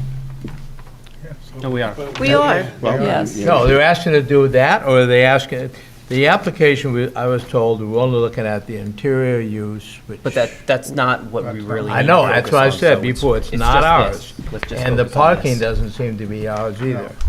So, this, has this been submitted as part of an application to anyone? No, it is not. Okay, so it's just shown to us tonight. Right, it's a, What, I don't understand, what is, we're looking at tonight then? There's been no application to us. okay. It's recommendations to the zoning board Okay, as to the exterior as to the exterior. okay. facade and the, what you would say improvements or changes, let's say changes to the facade. Okay, then my comment is, normally we get things before the meeting. Right. And we get a chance to review it, think about it, we probably can look at this thing, but it doesn't seem that we should be doing anything except, we can look at it, we can give you some initial comments, so that's about the scope of what we can do. Is that what we're gonna do? Right. Okay. Where does it go from here, though? Does it come back to us? No, So it's a unless- written, unless- it's a Yeah, written I think report it to the should come zoning back board. to us. And what we've done in other applications where, there are open questions on design elements, we asked the zoning board to impose a condition that they go back to what the design review committee with, materials or other changes that come out of the zoning board hearing, so that at least a portion of the commission can get, a final review on what the application is going to be. So, I mean, again, moving ahead, we're still, asking questions, but I mean, I think that's something that we should impose for this application. We'll provide our comments to the board and then ask that, it comes back to the subcommittee. Okay, so Steve, questions? I know that we're only supposed to be looking at the Sharon Miller portion of it. The existing building, are you going to be doing more work on the other elevations? We just see the west elevation. We see the west, the south, and the east. West, south, and east, those are the elevations that are proposed for Yeah, I changes know, or improvements. But I just... You're asking, is there any other work supplement to this, supplement? On any of the other elevations of the building, no. Not at this time. Any other? My question is, are there any other windows or doors, any other breaks in the walls, or you're using all the existing walls and doors and not breaking through the exterior? The only breaks in the exterior are the ones that I described. Everything else is existing to remain. Oh, you did describe, where were they? Well, I described the removal of the 3 overhead doors that are part of the dance studio proposal and the replacement of 2 of them with clear story windows above. Oh, yeah, but you're not breaking into the wall. No, there's no that- new openings are being made. That's what I'm asking. I'm Are there sorry, I any didn't new, understand your yeah, question. any new openings in doors or wall, or doors or windows? Well, the one that I described, we're changing the location of the entrance for Sharon that's Miller's. right, okay. Taking a window and turning it into a door, taking a door and turning it into a window. Okay. I believe that's the only change to the exterior openings, aside from the other ones I described. And that change is right there where that canopy is, on the bottom? The bottom, it's Here? right there. Is that where the change is? No, that's an existing door that's going to remain, but we're going to remove the canopy and put a new canopy over it. Yes, okay, thank you. Questions, Jason? Nope. John? No. Nick? No. Okay. So now we are up for discussion, and again, we have to focus on the exterior elevations, facade, the changes, and they will be on the south, the west, the south, and the east, but basically on the building, the building that, is that cinder block that you're painting? Primarily, it's a mix. If you- Right, it's all like If we sort walked of around on the addition. inside, you would see some concrete block, you would see some brick toothed into it in different parts, you'd see different size block. It's really quite the amalgam of different materials. Right, but all of the original brick, which I see right here, that's all remaining. I think That's that was correct, yeah. part of Mr. Sweeney's Yes, question. it's in fairly good condition. It's Okay, so the attractive. original brick remains. Okay, we'll open up for discussion. Mike, do you have anything? I just am generally supportive of the change. I think it cleans up a lot of elements that need it, and I think it restores it to closer to what it originally looked like. Those are my comments. Thank you. That's definitely our intent. And Nick? Yeah, I mean, I would echo Mike's comments. I think the windows could benefit from more buttons on them, a little bit more historically accurate. The 2/2 is not really typical for a masonry industrial building. It's more like a wood-framed house style of light pattern. I'm an architect myself. I can't help but just draw on drawings. So I just sketched in some additional light patterns on the windows, and I think,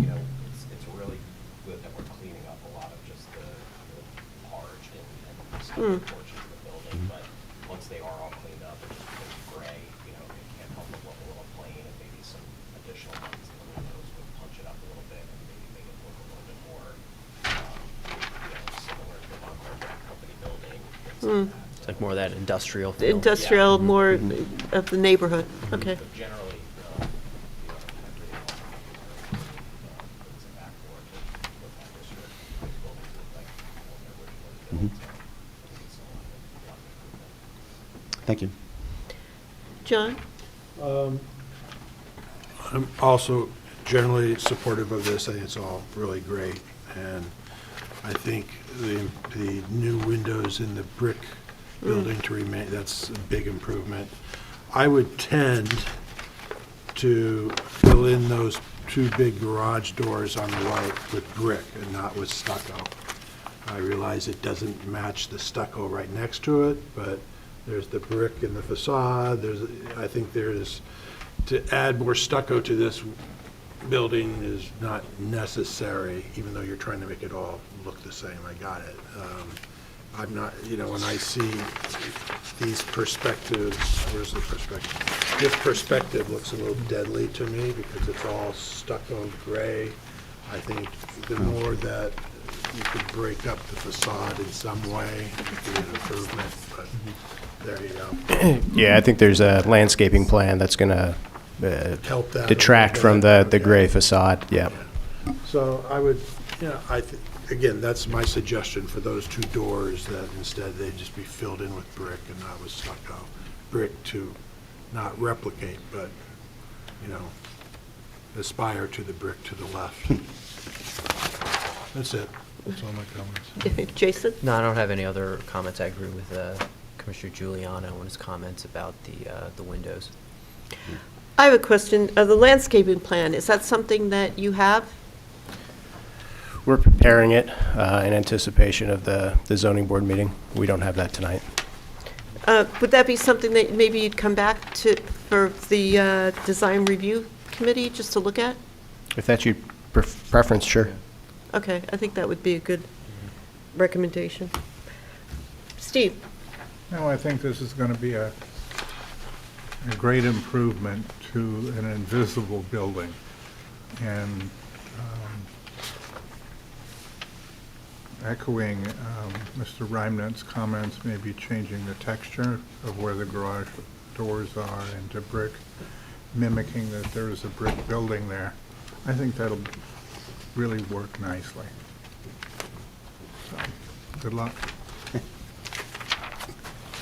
Looking at the before and after pictures, I think there's a substantial improvement to both the brick building and to the design of the stucco side building.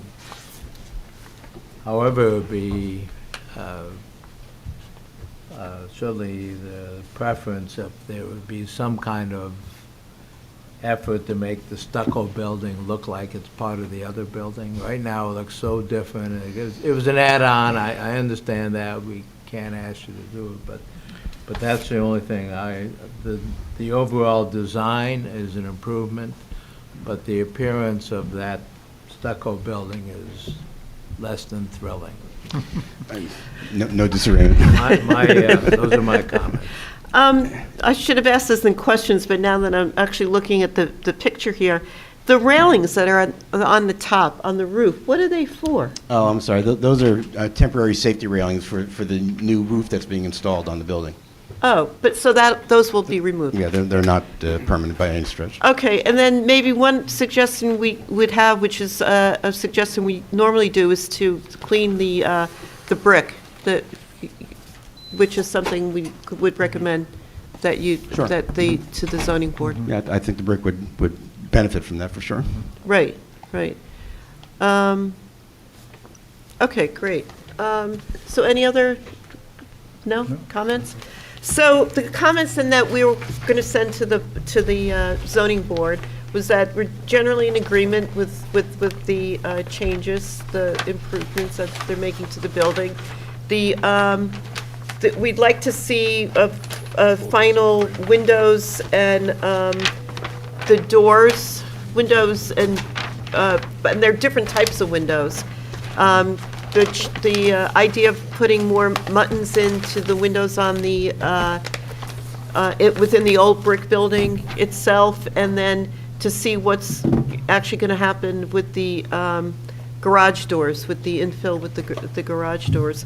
And if we could ask you to come back with the landscaping plan, just to look for the design review, just to see how it relates to what you were saying about the stucco and how you think it's going to alleviate that sort of, you know, for lack of a better word, I wouldn't say dead space, but that what John was talking about. The gray area. The gray area.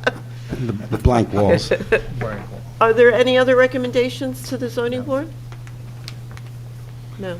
Good luck. Yeah, okay, so I think that's. This is a good project. Yeah, Thank you. Thank you very much. all right, thank you. Thank you.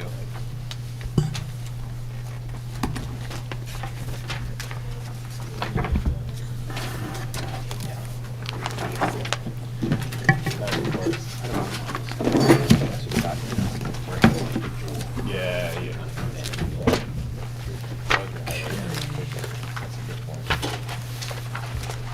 Does anyone want to take a break? Yeah, just take Yeah, and I have to recuse myself from the Okay, next. we're going to take a 5-minute break for the next, to hear the next application, and Mr. Reimnitz will be recusing himself.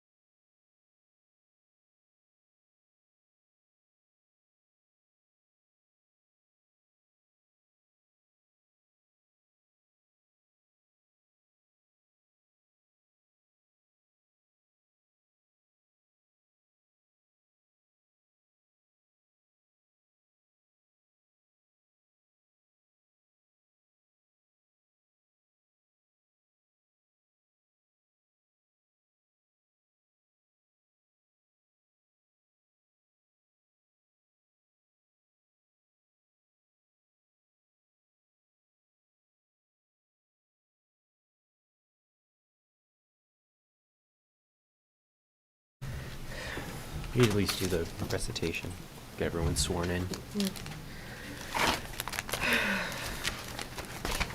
All right, you're on. All right, thanks, Rick. Okay, we are here, hold on, I'm sorry. This is a referral, another referral from the Board of Adjustment, application 2673, 8 Hillside Avenue, the Bravitas Group. And this is a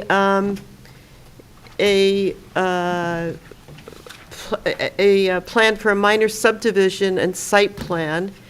The subject property is an the subject property is an L shape at the corner of Hillside Avenue and Orange Road, and we all know it as one of the great landmarks of Montclair, the First Church of Christ Science. I always get that wrong, but the church itself was built in 1926, and is identified as a potential historic site in the master plan, and is included in the 1982 New Jersey Historic Sites Inventory.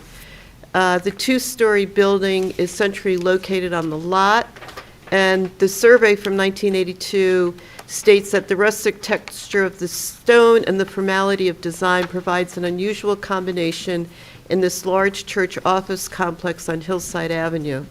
The architect was Charles Faulkner out of Chicago, and he and his son designed over 30 churches for Christ Scientists all over the United States. So it's an absolutely beautiful building. You've done a great job in keeping it beautiful, and we thank you very much. So this is now you're on to another project with the, but we're here to give our recommendations for that to the zoning board. So with that, I would like to, for you to introduce yourselves, please, for the record, and Ms. Bauer will swear you in. My name is Bob Silver. I'm the CEO of the Bravitas Group, and we're located at 105 Grove Street here in Montclair. And then my partner, Brian Silver, Managing Director of Acquisitions and Strategic Initiatives at the Bravitas Group. And who? Will you both be testifying? what's that?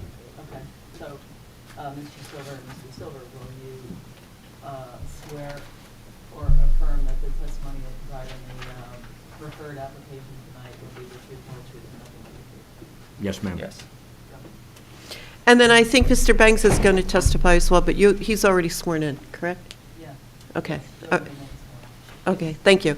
So, we've just received a presentation. Correct. A PowerPoint presentation. Will you be going through it, or? Yes, so we're going to kind of team this, if you don't mind.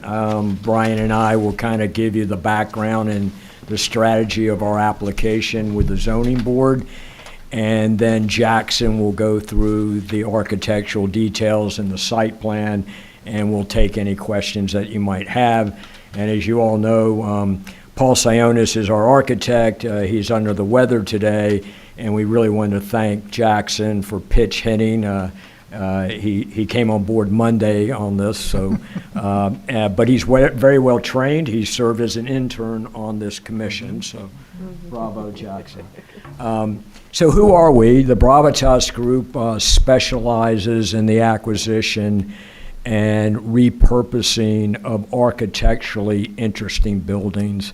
We've done in this town, we've repurposed 6 major structures. Brassworks at 105 Grove, Greenworks on Grove Street, Academy Square, the former Catherine Gibbs School, Vault 491 at 491 Bloomfield. The National is our latest project, and we actually were a recipient of your award. We're very proud of that. And then we're going to talk about 62 Orange. 62 Orange is a single-family resident adjacent to the property that we're about to discuss. Could we have the first slide, Jackson, please? The PowerPoint is going to follow exactly what you have in the handout that Brian gave you. So let's talk about the site itself. 8 Hillside Avenue. is the site of the Christian Scientist Church that was built in 1926, designed by Charles Faulkner. It was a thriving church from 1926 through probably the early 70s. The congregation began to diminish significantly over that time. In 2010, the congregation put the church up for sale. The first thought is that the church could only be used for a house of worship. We approached the board at that particular time and said, this has been your home for almost 100 years. We would like to keep you in your home.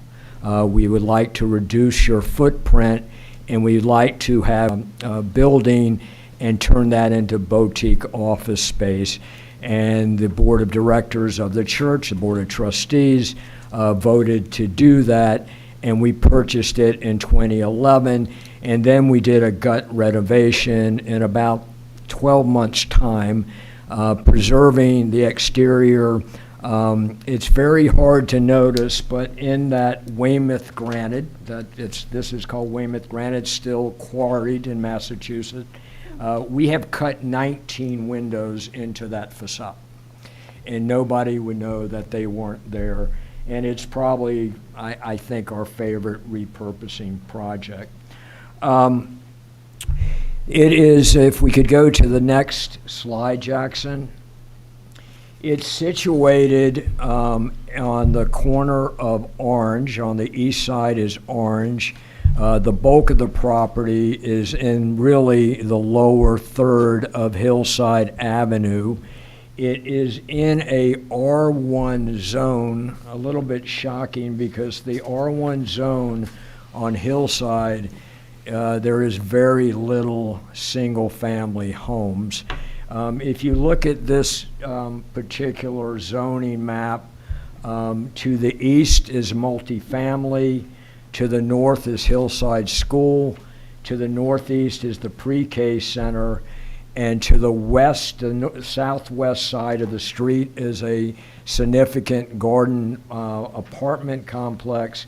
Just to the west of that is another multifamily. Across the street is the Montclair Inn, and to the west of that is another multifamily. So you have this property surrounded by significant uses. What our proposal is that you're going to hear tonight is in that L shape, the dog leg on the corner of Orange and Hillside is a lot. And if we go to the next slide, let's go to the next slide and then come to the back to that, Jackson. So originally, that lot was a separate lot. In 1955, the church acquired 60 Orange, and it became one lot on 8 Hillside for church use. At the time, in 1955, they purchased 2 homes.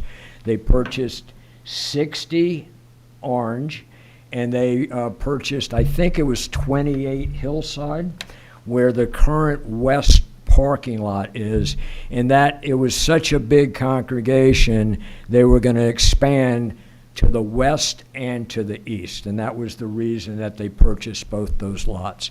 They never did that.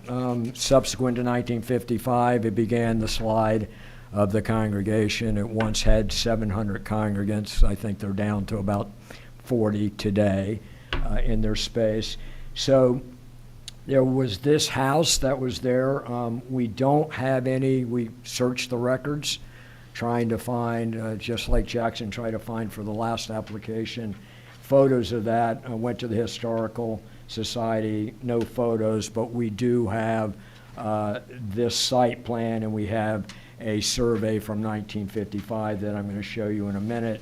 That was the house that was on that lot as far as the survey. Go back to the next slide. This is a historical photo, and it's in your packet. It is a view from Orange Road West to St. Luke's Place. And you can see in the foreground, in the left corner, the former, what we're calling the old St. Luke's Church. Unfortunately, HPC didn't exist in the day, and that beautiful structure doesn't exist today. So, I commend you guys for doing your job and keeping these structures. And the reason that I'm pointing to this map is we went back and reviewed the housing stock that existed at the turn of the century because we wanted to design a new home that we are proposing to put on 60 Orange, where this whole application is about building a two-family home on the corner of Orange and Hillside. And you're going to see in a moment that we've taken elements from this photo and we've have included it in the rendering that you're about to see in the design of the house. Can you go to the next slide, please?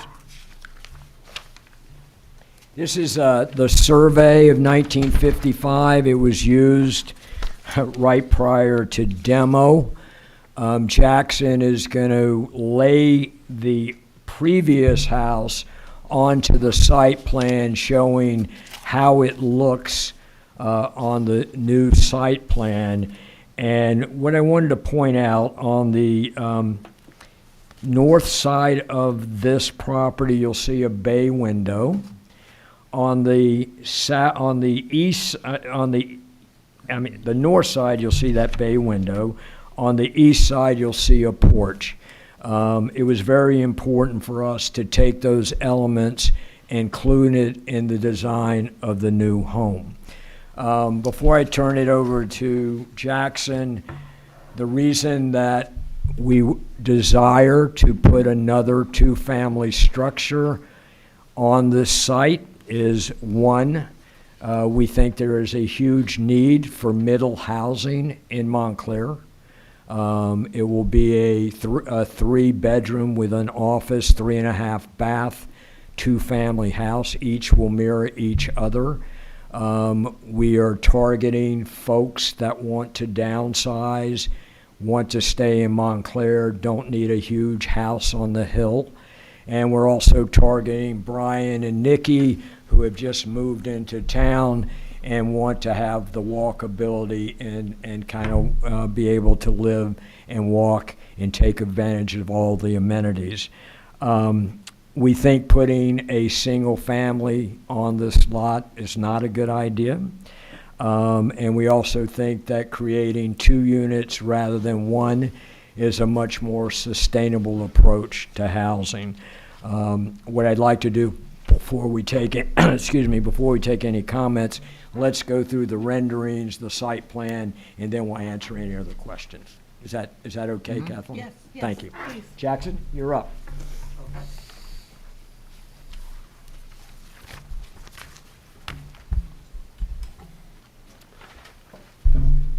So we'll go. So I'm very familiar with this location naturally, having spent quite a few years working in the building that Bob was just describing. So here we have a survey of the entire property. It includes the existing church, the walkways, the parking lot, as well as the proposed house that we were describing, along with its walkways, the patios, and the driveway. As you can see, the proposed house is about 53 feet away from the church. Therefore, the church will be minimally impacted by the construction of this new house. Moving on to the next slide, and I'll zoom in a little bit. I'll try to zoom in.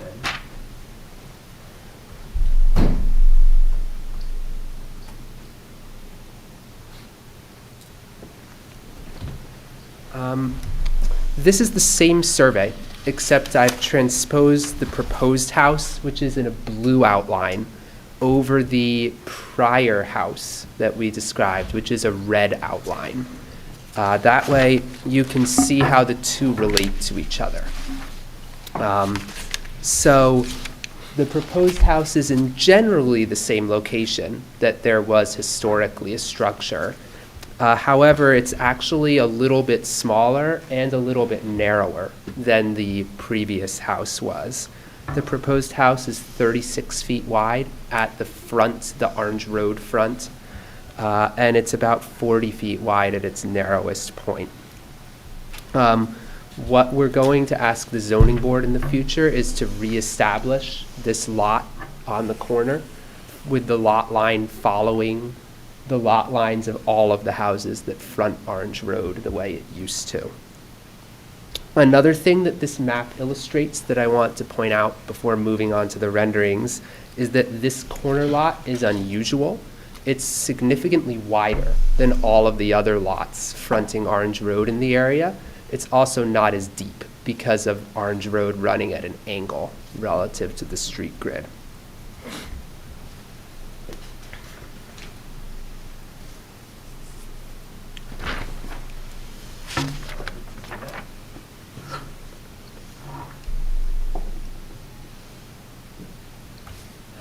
So here we have several colored renderings of the proposed house.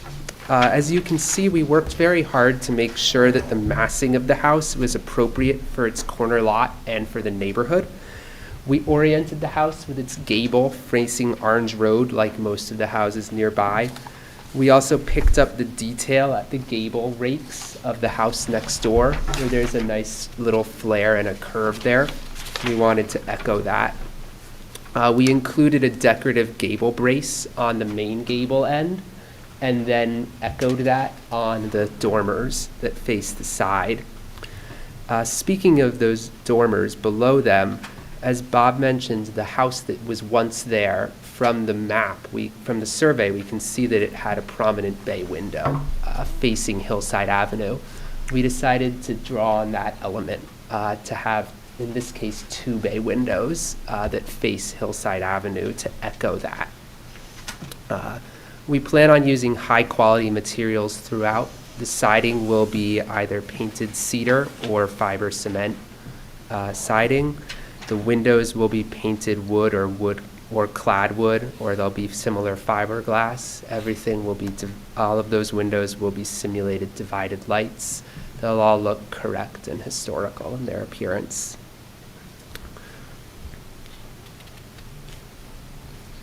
Going deeper into the details, here are the proposed plans and elevations of the homes. As Bob mentioned, while there's many different types of buildings in this neighborhood, we thought it would be appropriate for this house to generally resemble a single-family home as seen from the front. So to do that, taking advantage of the corner lot, we were able to design the house with the 2 units backing up to each other instead of being side by side. That way, a passerby walking along on Orange Road would see what generally resembles a single-family house. Someone walking down the street on Hillside Avenue would see the other unit's elevation and see the same thing, a house that faces, with its front door facing sideways.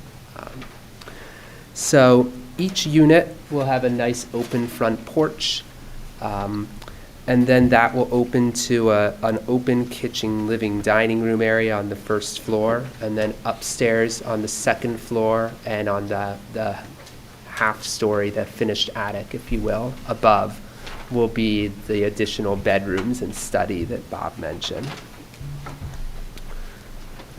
So that's really the design in a nutshell. We'd be happy to answer any questions you may have about the specifics. Thank you very much. Why don't we start with Jerry? We'll start with questions.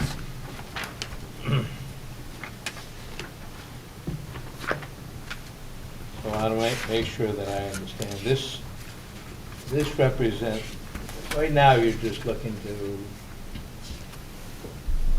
to obtain approval to subdivide the one lot that's now a co-joined lot, and to separate off a lot that used to be a separate lot. That's the first thing you're looking for approval. That's one approval, that's correct. Second, the picture that you have here of this, of the building in the diagram, so that's is that the final design of what you, The rendering. The final design of what you anticipated? That's what then? we plan to build, Okay. if we get approved. Okay. Those are my questions. Thank you. I appreciate that. Of course, thank you. Steve? Where do I apply?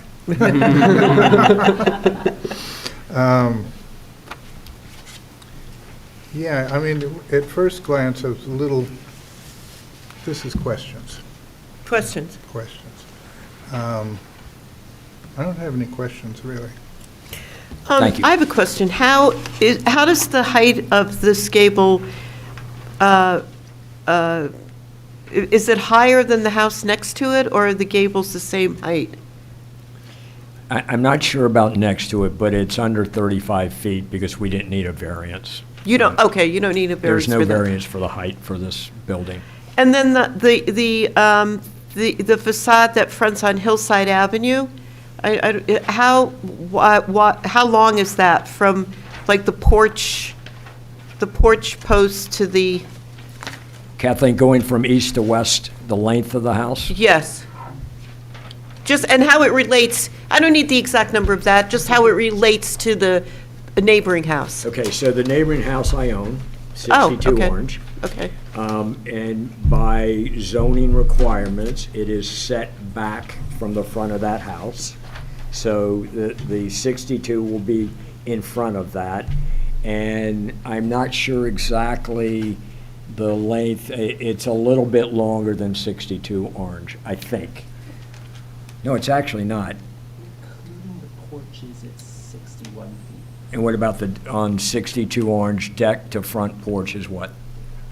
Including the deck, it's the same. Exactly the same. oh, the same, okay. I didn't know if it was, appreciably larger. Nope. Thank you. Jason? Yeah, I just have a question. This is not so much on the architecture, just more the circulation. It's a very interesting concept, backing the two units. But my question is, if you have the driveway coming off Orange, for No. you. Off a hillside. Off a hillside, I'm sorry. And I think it's Unit 2 fronts Orange. How does the occupant, they walk around through that courtyard area? Yeah, so there's tandem parking, there's two lanes on the back, and they really have to come down the sidewalk and around. Sidewalk, okay. You'll see on the side of the house, on the front of Orange where the porch is, there's a sidewalk right off the porch that goes to Hillside. So they go out that sidewalk, up the sidewalk to their driveway. And then, access to the basement, is that interior or? No, we have Bilco doors on, so the one for the front unit is on the east side, south side, and the one for the rear unit is on the west side. Okay. There is interior access, though. There's There is Bilcos and interior access. Gotcha. Yep. Thank you. Thanks, Brian. Just another quick question. The house that was there that was taken down, that dated from the 1950s? No. I don't know exactly where it dates. I sense it was late 1800s, early 1900s, taken down in 1955. Oh, and taken down. Yep. So then The original, can you go back to the Sanborn map? right, that's. 1934 Sanborn map. Right. So it has to date prior to 34. But does that indicate that there was a house with an adjoining office? A dwelling in an office, correct? Yeah, I guess it must have been some professional office as part of that. Maybe one of those old doctor's Yeah. offices. Yeah. I was just curious about that. Okay, thank you. Of course. Nick? I don't have any questions. Mike? No additional questions. No? Yeah. Okay. And so we then will start on comments. Shall we start with you, Jerry, then? My comment is, the developer has a good history, actually a phenomenal history in Montclair, so we give added credence to your plans. Second, the pictures show a building that is consistent with the character of the existing buildings. The deviation from zoning, that it's two-family, seems probably consistent with the use and does not affect, in my view, our views or support of it. In other words, whether it's two-family or not, given the area, a lot of the area is multifamily. So I generally view as this, we would support the application. Thank you, And Mr. Sweeney. Your comment about how it fits in with the neighborhood? Yeah, and I think the character, the appearance of the building, that's why I ask, is the building of the design that they plan to put in? You said that was. And I thought it looks consistent with the character of the buildings in neighborhood. the area. In the Yes, in the neighborhood. neighborhood. Okay, thank you. Steve? Yeah, I agree. I think that the building is really very consistent to what the neighborhood is. And when I first looked at this, I didn't realize this is a replacement. Hmm. You know, I thought at first, looking at it, oh, it's ruining the view shed from Orange Road, but then I realized by going in through this little deeper that this is actually a replacement building. There had been there one before. The 1955 HPC is making us replace it. But I was on the board then. But Steve, you remind me of something, because I just drove by there. What will happen to the sculpture garden? So that's a really good question, and we're, I love the sculpture garden, it's Mm. important. Can you put the site plan up? So, There's a pointer here if you need it. I don't know how to use that, Brian, can you point to it? Yeah. Brian will tell you where the sculpture garden Is the handheld microphone available as well? So that big rectangle right there is going to be the new home of the Hillside Sculpture Garden. That will get moved there, and what we wanted to make sure is that we still had great sight lines from the corner of Orange and Church and Hillside. And we'll also use part of the wall for the sculpture garden. The sculpture garden is a rotating, it's not a permanent exhibit, and we'll replace it about annually.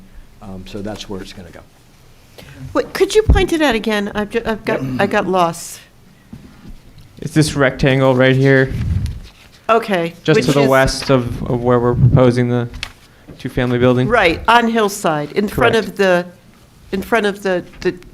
church. Yes. I'm calling it the church, but And it's hard to see it, but that is a topo, that is an elevated yard, so Right. it'll have a nice elevation to it. And that's a very big piece of land, almost similar to where it is now. right, So, okay. Thank you. yep. I'm sorry, did you comment? I didn't comment yet, Oh, no. sorry. Overall, I think it's a fantastic design. Can we send you a lease? Yeah. Maybe 7 years ago, would be perfect, because, we ended up getting priced out of Montclair, so. I have one comment, but I'm sure it's something you probably already thought about, is going back to the circulation. It's something that I think the zoning board might ask you about. With the main entrance for Unit 2 on Orange, being so close to that intersection, it's inviting deliveries stopping right there. Poor weather, the residents are going to park there, unload groceries, things like that. I don't know what the solution would be for that, but I think it's something Jason, to think about. we have thought about it. I do agree that early in the morning on drop-off, bus drop-off, and at the end of school, that's the real busy time with the school there. That's why you'll see the little turnaround in the driveway for safety. So rather than backing into Hillside, we've made that so that you can do a K-turn and come out front into Hillside for safety reasons. My concern is on Orange, though. You're going to have people who are accessing that unit fronting Orange, stopping right there, and it's just so close to the intersection. And I don't know if there's anything I you can think really what do will about it. happen, because, 62 Orange has the same problem next door. There is no parking from that driveway towards Hillside. It actually is pretty safe for deliveries on Hillside, and that's where the trucks stop. Okay. Yep. Thank you. That's all I have. Nick? Overall, I think it's a great project. I think it's a really good example of responsible development. You know, it's no secret we have a housing shortage crisis in America right now.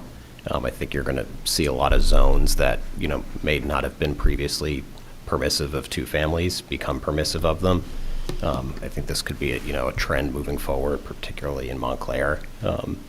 It's a good housing typology for people that are not somewhere for a full house yet for themselves, but still want something a little bit more upgraded than an apartment. And I think the design itself is really consistent with some of the historical homes, in the neighborhood and just immediately to the left of it. So I'm in support of it. Great, thank you. Yeah, I have similar comments to my colleagues. I'm very supportive of the project. I think it's a very thoughtful project. In particular, I agree with Mr. Giuliano's comment about the housing shortage, especially in this town as well, Montclair. I think it is an appropriate spot for a two-family, even though that's not necessarily our purview here. But overall, I'm very supportive of this subdivision and the design of the home that you're putting there. Thank you, sir. And I would just like to comment that I think it fits in really well with the neighborhood. At first, when I looked at it, I thought it was a little bit, it wasn't derivative of all of the building, the church building, but then that church building is so unusual and so unique that how could you ever make anything that would be? Yeah, we really wanted it to read to the orange and that's houses. that's what you realize when you drive by and really look at it. Yeah. But I think I was stuck in the sculpture garden saying, oh, no, where is it going to go? But No even good though, deed. but even though the sculpture garden is moving, I think that this is overall a great project, a great use. I love the idea of the mirrored design. I think that's really great and it fits in well with the neighborhood, so. Can we just take the vote tonight? Yeah. Well, we just send our recommendations to the zoning board. So I think what you're hearing is that we're all favorable. We appreciate the detail, the idea of the responsible development, which what you're, God knows we see very little of that. And as Mr. Giuliani said, good housing topology, which I thought was a great quote. So the building is consistent with the character of the neighborhood, and the design really, builds on the historic elements and the context of the neighborhood. So I think you've thought the issues out really well with the driveway, because I noticed the turnaround and the garbage containers, and I think that'll be fine. I was just wondering that the people are gonna want to hang out on Hillside Avenue. That's the only thing that they can't go behind, but that'll be fine. They can look at the sculpture. It's interesting, just as a sidebar, the renters at 62 Orange are also tenants at Hillside, so they go out their back gate. Oh. And their offices next door. It's kind of a really interesting thing. Oh, so. Great neighborhood. Yeah, I mean, that's what they wanted, work, live, and Right. walk and Right. shop, so. Right. Well, it's an exciting project. Thank you. Yeah, thank you. All right, so I think we'll write up our recommendations then. We'll take yes for an answer. Thank you. When does it go before the zoning board? The 7th. Yeah, February 7th. Oh, okay. Thanks for staying so late. Well, thank you. Thank you. Thank you, Jackson. Bye.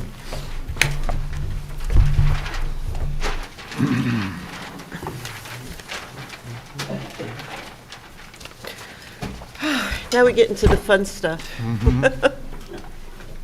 Is John? Does he leave completely? No, he's No. still here. Yeah.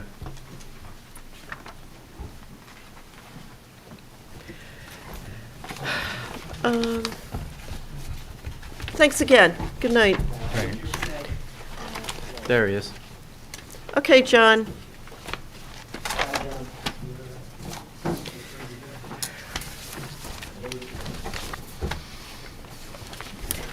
Now, did everyone, Fawa, you sent a copy of the, let me find my copy.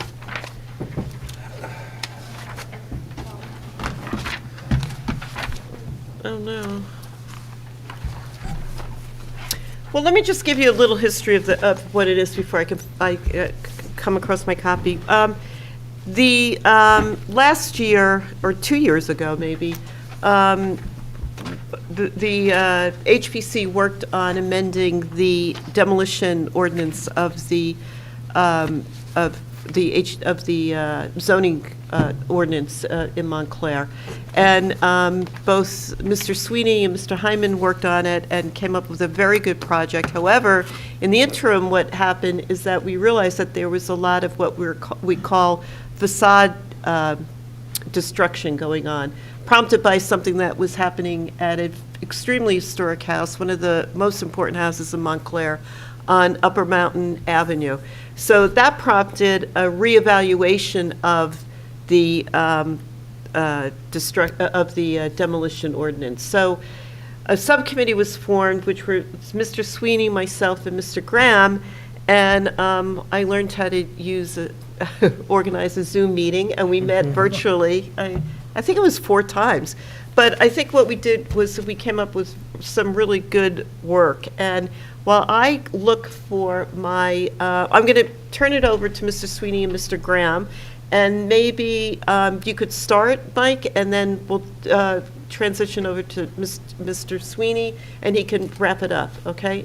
And just explain, if you go through this part here, all right, and what we're... Let me see if I have my copy here, Chair. Was the copy included in the packet? Because I just, I'm looking through my... Oh, you don't have your copy on? No, I don't have it in my packet. Do you have an extra copy? Was it the same one that I sent you with my comments, or were there additional comments? 'Cause I didn't No, get that it. was, Okay. you didn't get I one? didn't get it, no. Because I was just working off my copy. I believe that's it, John. Can I take a look? Yeah. Okay. Yeah. Okay.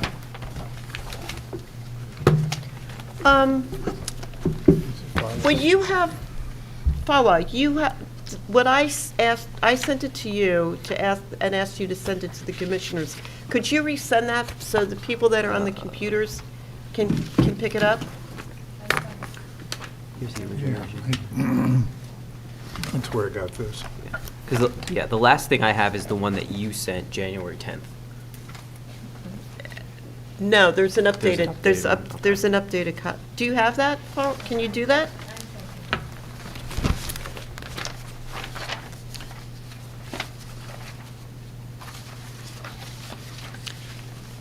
Oh, here it is.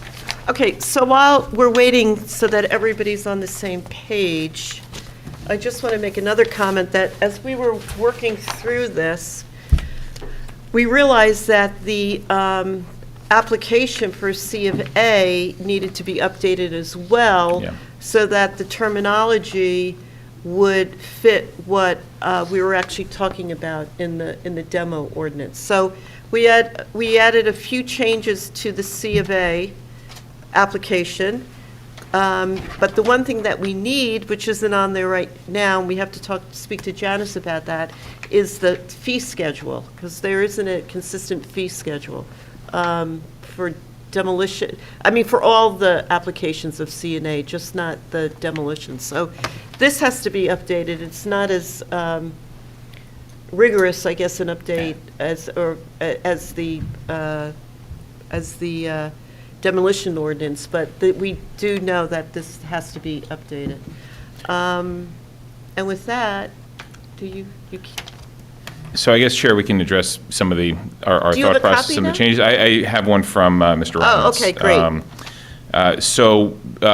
We've noticed a couple of inconsistencies to start. Mr. Sweeney actually noticed it, that there were different definitions, I believe, of administrative officer. Mm-hmm. There was construction official and zoning officer. We determined that zoning officer made more sense rather than the construction official. So we went through the document to make that consistent. We defined in-kind replacement. We determined the percentage to be, because this is partial demolition, because the elements of these facades can be just as important as the structure of the building itself. We determined a smaller portion, somewhere than, we determined 15% would be an appropriate amount of the facade if it were to be removed, that it would trigger coming before the commission to make sure that materials are being properly restored, replaced in kind, or that they have a plan to do so and that we can have oversight. We also wanted to make sure that there were we're not limiting ourselves just to local designations. State and national designations, in our estimation, are appropriate structures or buildings that should be similarly protected. So we added language in several locations to indicate, so it's clear that it's not just local designations that that warrant this protection. Let me see if there's anything I'm missing. It's been a hot minute since we reviewed this, so I may be missing some of the elements.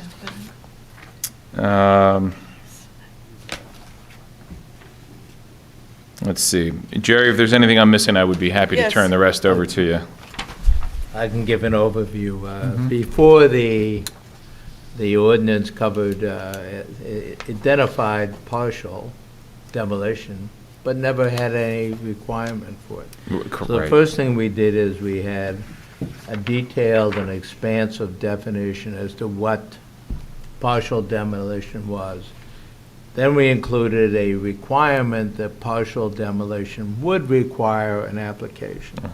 But to make sure that we weren't overloading this thing, we eliminated and we carved out any kind of emergency partial repairs, any in-kind replacement, because we said if the people are taking something off but they're going to put it back on, we don't need to look at it.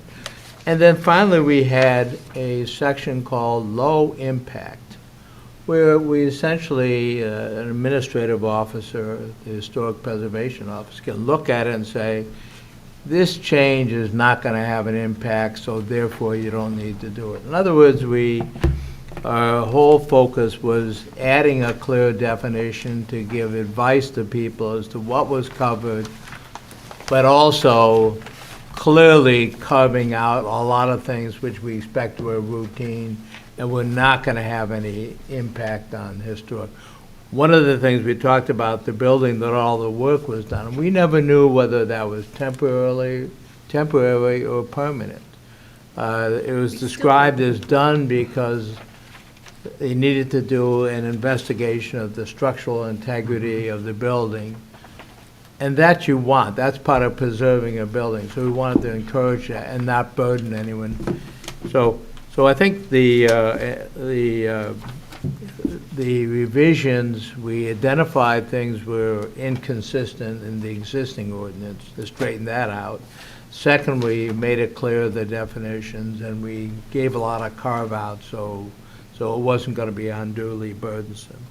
The thing that I think we all learned from this is the enormous complexity of writing or amending an ordinance, because you have to deal with all these different definitions and references. Downstream changes, yeah. And so it was a learning experience. I think we all knew it was complicated, but this we kept going back and we kept finding, and ultimately in the end, Jason found some additional things after we had gone through and we thought we'd found all the things. So it's in our view, a substantial improvement, and it would not be unduly burdensome to the town. And I would just like to add that we do identify a historic preservation officer, and that was sort of nebulous who that actually was. Well, we thought, we knew Tom would do it, but I think for now that we are hiring a new consultant, that has to be something that's in the RFP, that they will be designated the historic preservation officer. Now, the officer, it says here, is designated by the manager.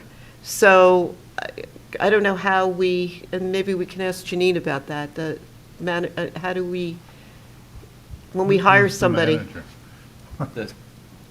Well, see, that we need to have a historic preservation officer who will identify when a historic structure will, if a demolition application comes before us, and the historic preservation officer will be the one who makes that determination.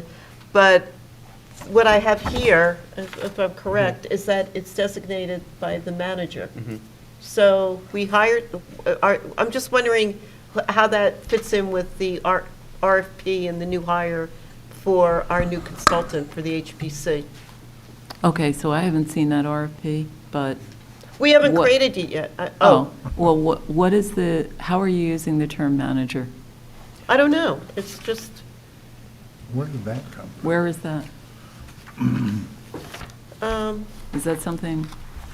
Yeah, it was added by Ordinance O-19, 21. Did you know what section of the code this is from? No. Oh, well, I'm sure we just search it in the code. Well, that was a question that we need to keep it in mind. Based on that, it's the township manager. I think it's a township manager. Okay, I'm sorry, I'm lost. Yeah, I think we. So just tell me again, because. Can you pass this down? Yeah, so the ordinance requires the HPO to be designated by the manager. We want, obviously, the historic preservation consultant to serve as the manager, so there has to be some coordination. No, to serve as. Serve as the officer. So the manager would have to appoint the person that we hire. So there has Okay, to be and some where coordination. did this ordinance establishing an historic preservation officer come from?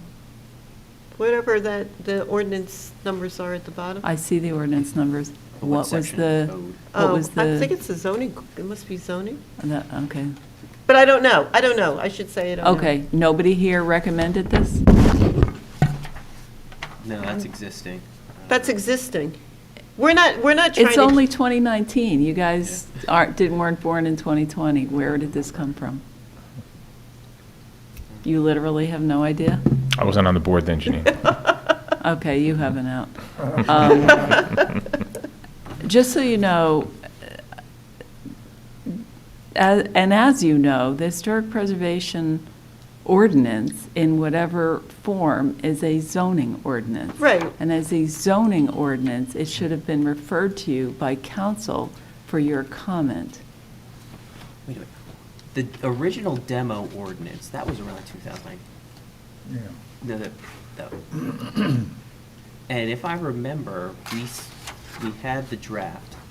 It went through several iterations, and then the council changed it. They changed it. And then we had to go back, and this is part of the process of tweaking things that went into. So I think that was part of the This was an council's- amendment to the demo ordinance. Yeah. Okay. 2019. Okay. This provision was struck down by the Superior Court and upheld by the Appellate Division, I believe, in Berardo versus Jersey City. But that was the powers of the officer to basically rule on it. But that's just what the chair said. She said that the HPO would be determining the significance of the structure for which a demo application came in, and that's the exact facts of the Jersey City case. But in this case, they just determine whether it's, what is it, low scale and can go to the minor applications committee versus the full commission. Okay. You're saying that, Yeah. I'm not comfortable with that, not because I'm not comfortable with what you're saying, but because I haven't seen this before, nobody forwarded it to me, and so I didn't think about You know what? it in whatever the context is in which it exists right now. The- I'm just very concerned, and if I may, those are basically the kind of comments that I have on this ordinance, and that is, I don't believe that these changes, for the very reasons that Commissioner Sweeney said, it's very complicated to write and more complicated to amend an ordinance. It's very complicated. And I don't believe that these definitions, even just starting with the definitions, hew closely enough to the municipal land use law. And therefore, on the very thing that's the most important, just like the last, referred applicant said, this is not where we want to lose a case because we stepped outside of the bounds of the municipal land use law. The municipal land use law is actually quite good for us in terms of permit referral and review. And so not only do you have definitions that are different than historic site and historic district, which are the only two definitions in the municipal land use law. Your jurisdiction is historic sites and historic district, property within historic districts. I always use the word property so I don't have to say everything out. Property within historic districts. But you yourselves are straitjacketing yourselves when you say things like has obtained local, state, or federal historic designation. Now, I just understand from somebody who said it on that side of the dais why you did that, and that's appropriate, and so I could probably figure out a workaround for that. But the workaround is not to say that it has to be designated, because that's not what the municipal land use law says. So you're actually adding something that's inconsistent, adding something that could be a constraint, and giving the proposed, the applicant for a demo permit an argument that, well, this wasn't designated, or maybe it wasn't designated right, or maybe it wasn't designated in time, or I don't know, I can think of like all kinds of things. So this is not terrible by any means, but I think it needs to be cleaned up to be very consistent with the definitions of the MLUL and your authority to review permits under 111, Section 111. So I think one of the reasons why we added those designations is because 105 Upper Mountain did not trigger a review. So how could we ensure? But is that only because of the partial demolition?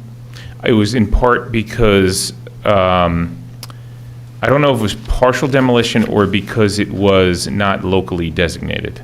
I believe that's why it wasn't triggered.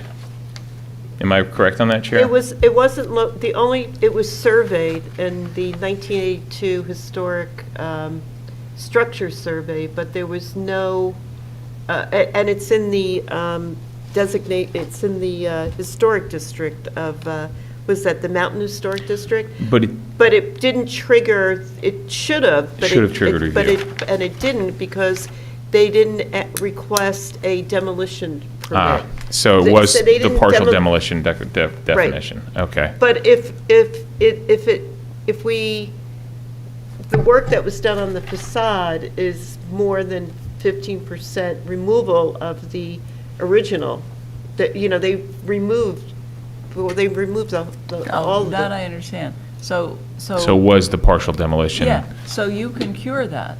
Now, it's not like there's the MLUL doesn't address what happened at that property, but that's worth fighting for, because it's also a gap I Yeah. can deal with, and I'm happy to, but an actual inconsistency, especially where you sort of constrain yourselves, there's no reason to do that. I have to say that, first, it does have to be consistent with the municipal land. If it's inconsistent, we have to further revise it. But the way we defined it is general. First, in the past, it was defined as anything less than 50%, but that left, there was no obligation to do it. If it was less than 50%, there was no obligation to even file a permit. We clarified that, and we tried to spell out what was included. We identified any partial demolition as less than 50% of any historic building, site, or structure as calculated by the surface area of any visible facade, exterior wall, and/or architectural elements affected that may or will be materially adversely change the historic character of the building, structure, or site. That's a generic and general thing. The rest of it was to define, and we said shall include but not be limited to. So we're not really limited ourselves because we have a generalized standard, but we did provide examples of what we felt should be included. So it may not be perfect, but at least it should give more instruction to people as to what should be included. No, I agree with the definition. I think the definition's very good.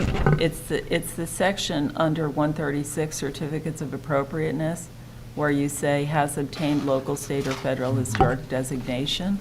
So now that I understand your intent Yeah. specifically, I think We can adjust that. give me an opportunity with you Yeah. to figure Terrific. out exactly what to say.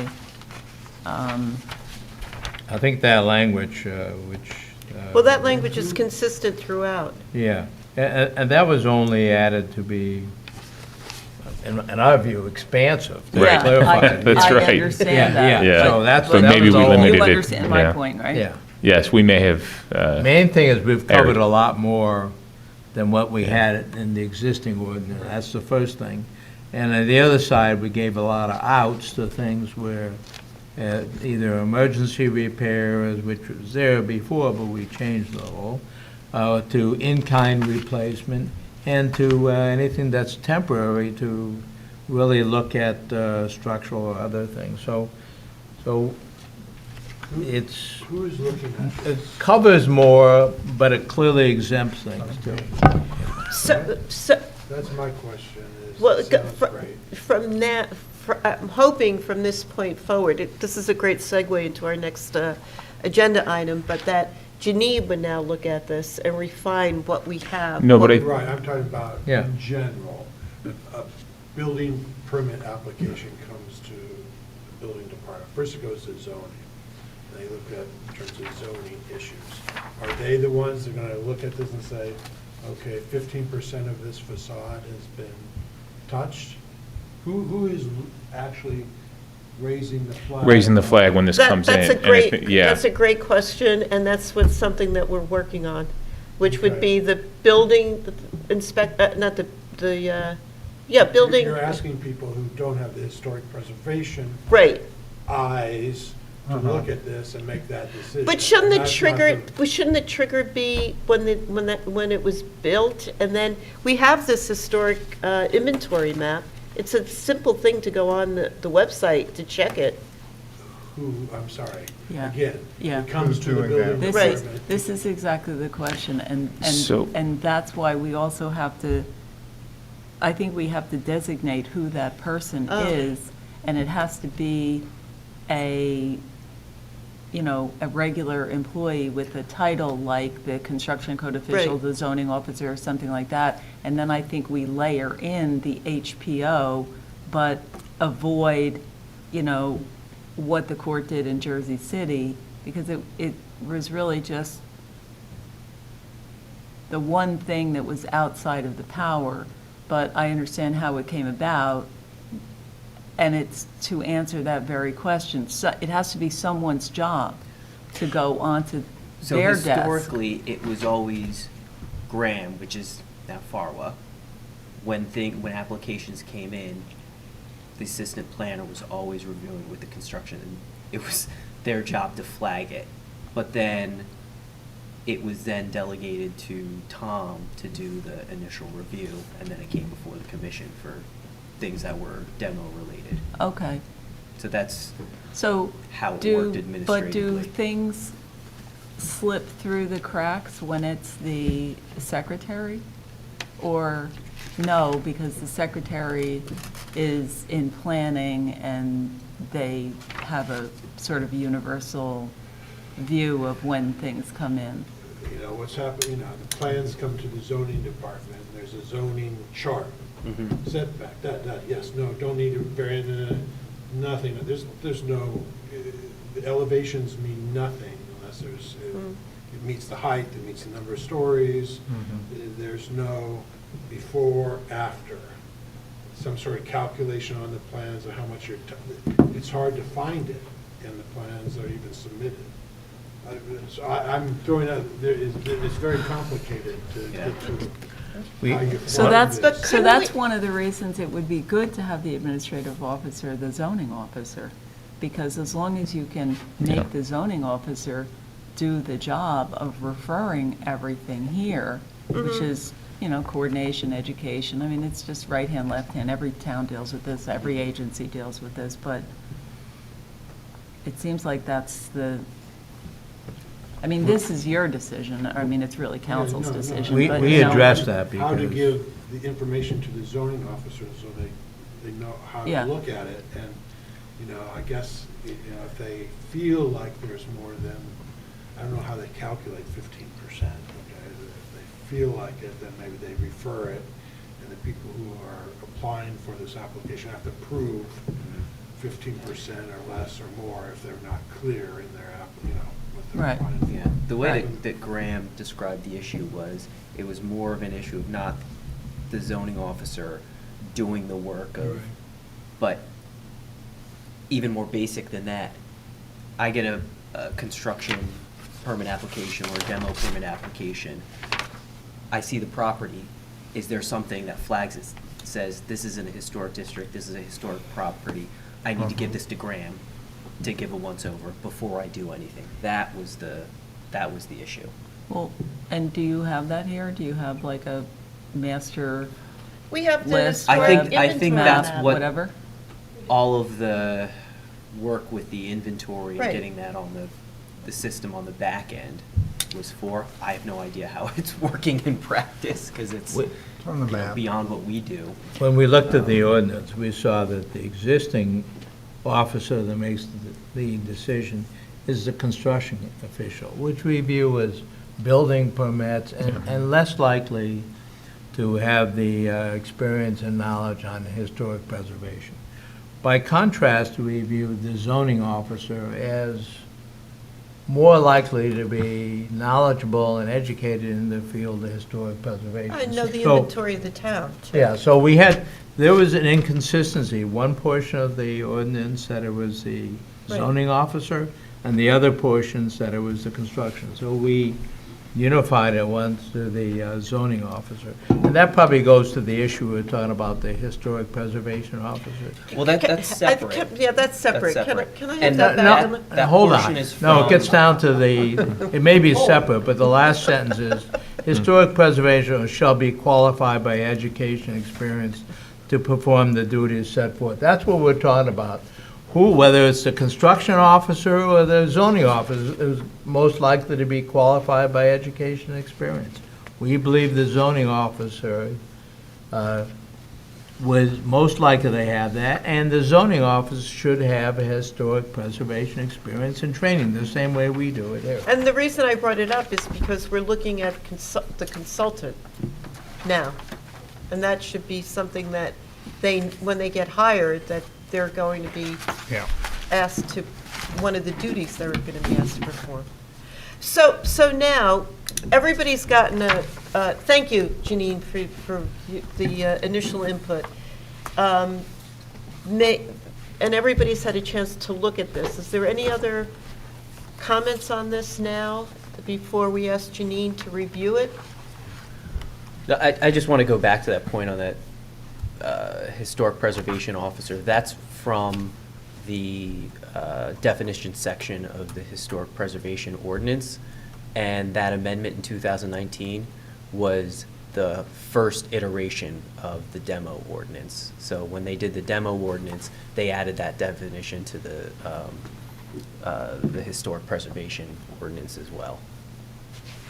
I just had one question for clarification. Does the current MLUL statute, would it trigger review of a state or federally designated site or structure currently?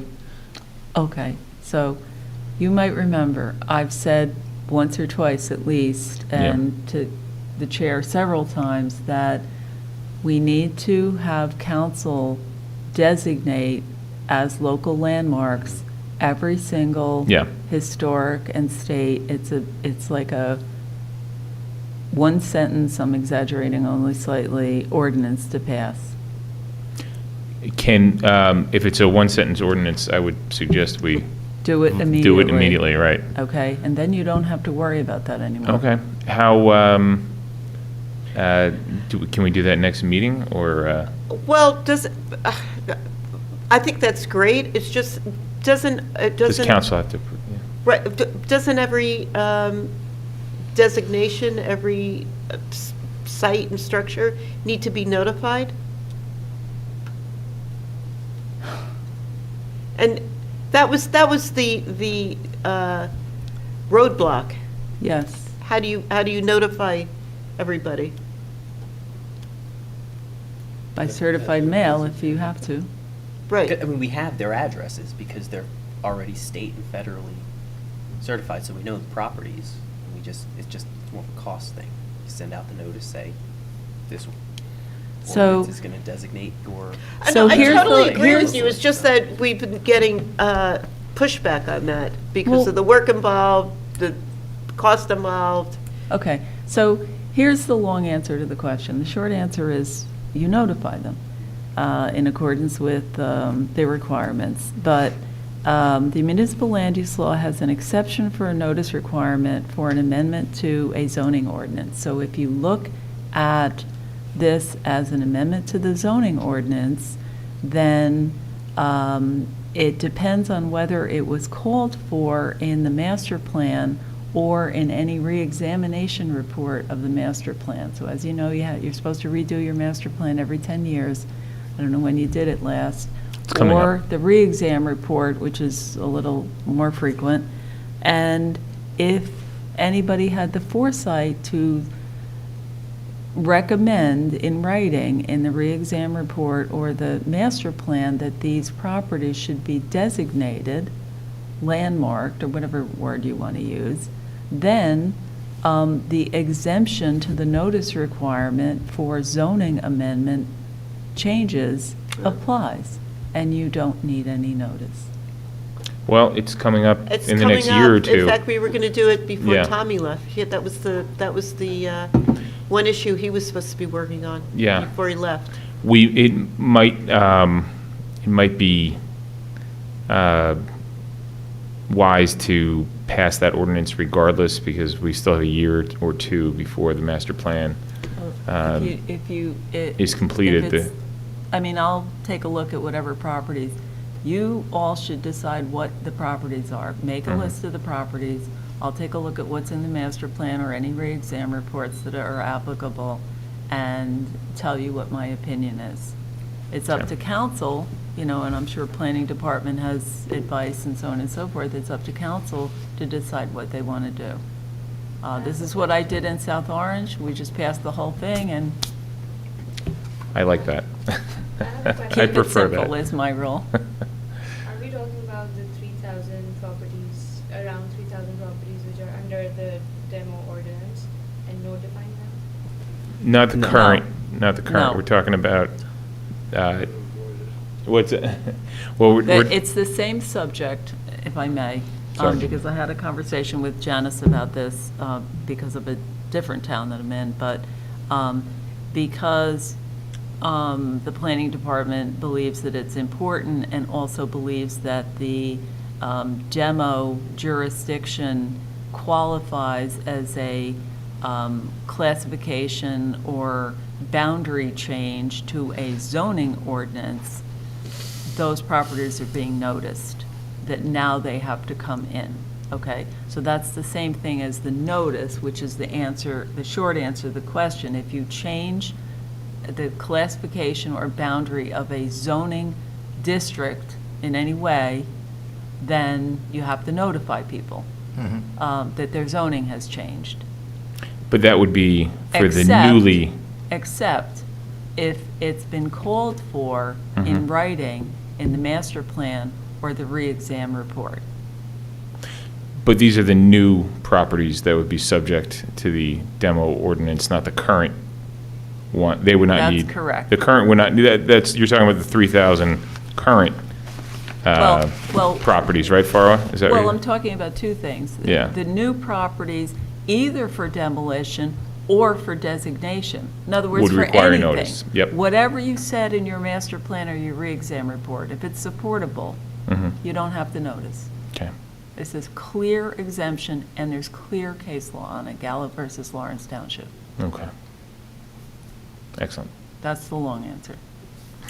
What is the, do you have the text of that single line, single sentence ordinance that you're Sure, talking about? I could send it to, send it So at out. least we can figure out what it is that you identify. And what would it avoid? What issue would it solve? Notice, The notice issue? yeah. Notice of the expansion or the inclusion of as a... Well, it only avoids that if it's been called for in the master plan. Yeah, I think it'd be helpful if you send that, we can then look at what the text is, so. Right. So that's a separate issue. What we're, Yeah, it's a separate issue, right? separate from this. So, Well, not exactly, right, because we're Well- talking about making sure that the state and national designations are included in our demo and partial demo ordinance, correct? Right? Yeah, That was that's what we're- why I'm saying, make Yeah. a list, we'll send it over to city council, township council, and see if they want to pass it. Because they can designate it under section 65.1 just by passing an ordinance and a resolution explaining what their reasons are. So then we don't have to worry about as many adjustments to the ordinance. okay, so we have. That might restrict us, to Janine's point. But as to the demolition amendments, we have to get it to Janine. You haven't had enough time to look at it. You have to compare it to the municipal land use law. Yeah. And then report back. So we can't really do it in tonight. We've provided our comments, and we just need to hear back from you before we turn it over to the township council and the planning board, so. Well, I think before that, we need a list of properties. That's a different subject. Okay. That's asking council to directly designate Right, properties. okay. Right. So what we're doing now is you're going to review this. Right. Okay. I did review it. She's I'm telling you, I told you what I thought. Adjust it. Okay. Janine, there's one other thing in terms of the scope of properties that the demo ordinance and the definition within there is supposed to capture. And I think the genesis behind that broad definition of federal, state, local was the township also wanted to capture sites and districts that were not designated but were identified in the master plan and surveyed. So in terms of changing those definitions, can that portion still stay within the ordinance? I have qualms about that. I've mentioned that before as well. I mean, I think it can, I don't know what's going to happen to it if it's challenged, which is why I'm suggesting that council designate those identified properties which are not yet designated. Okay. It's like a three-legged stool. Yeah. Here. The planning And it department goes back has, to, will the council do that? Because I agree, we're- and that's why I think it's appropriate for Yeah. you to do it. I just can't, so the planning department has always given a number around 3,000 or something. They must have some list. Do you have some list of Properties? properties that you think are subject to the demolition ordinance? Yeah, it's in the appendix. of the It master was plan. Janice that said it, it wasn't you. I but have an Excel, I mean, you were mentioning that there are two topics.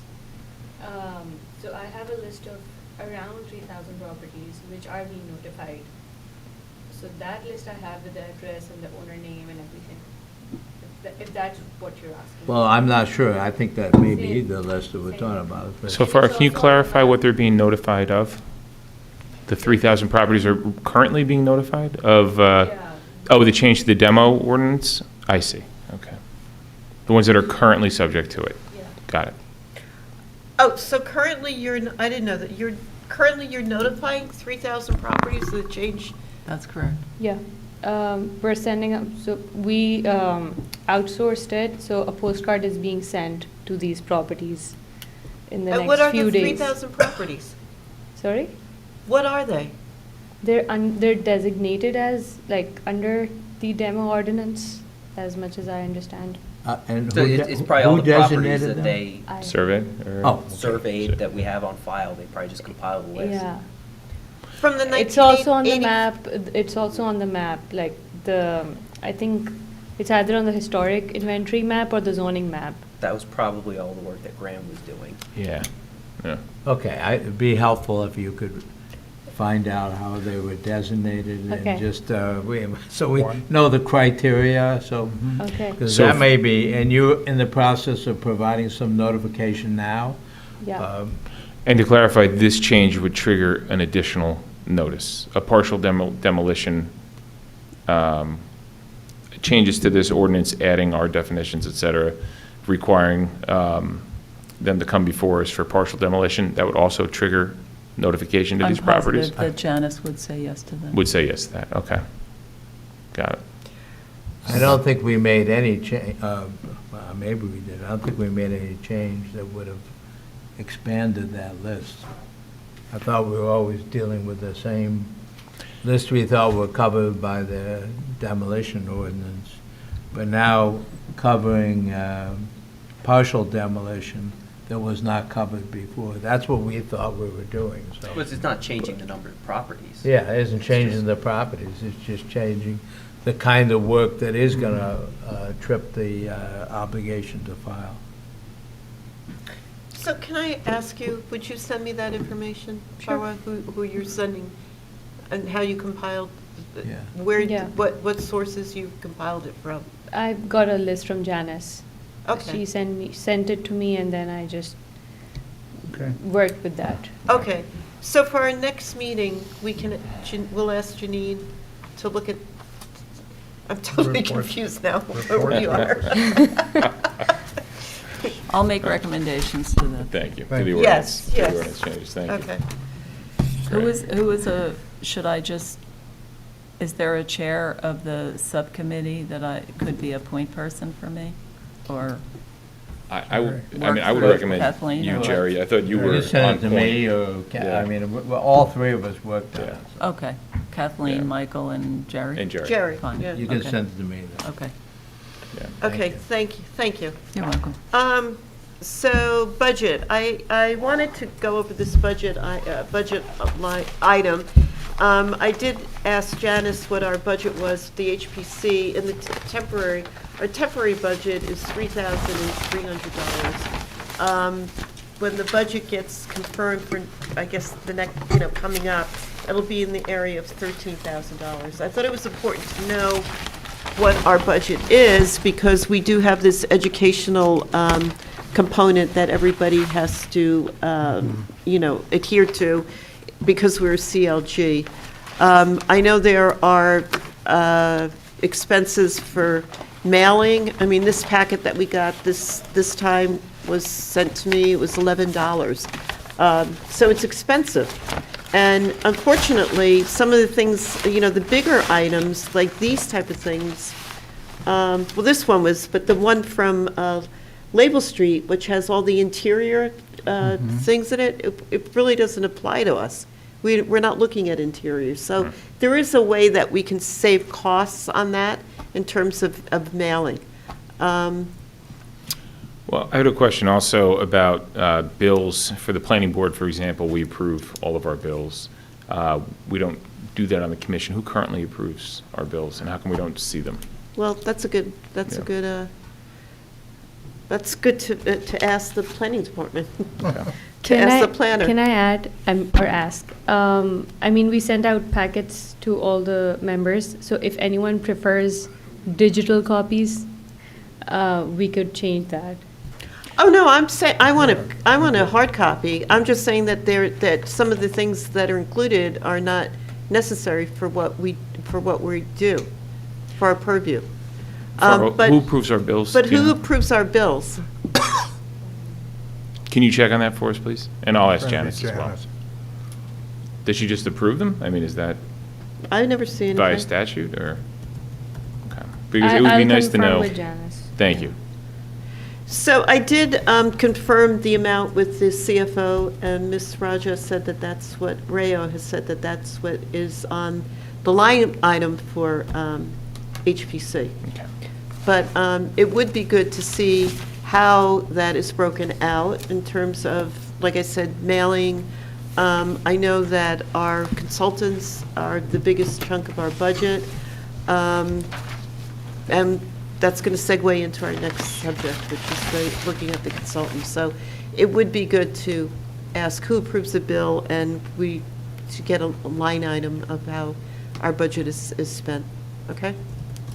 All right, thank you. So now we're going to go into executive session before we, to talk about consultants. So Janine, you're going to say goodnight. Thank you, Janine. Thank you, Janine. Take off as well, All since right. this is about consultants, right? Well, before you leave, you have onto a brilliant career. When you're a judge, come back. Thank you for all your work. It's been a pleasure. Hi. Thanks, Kim.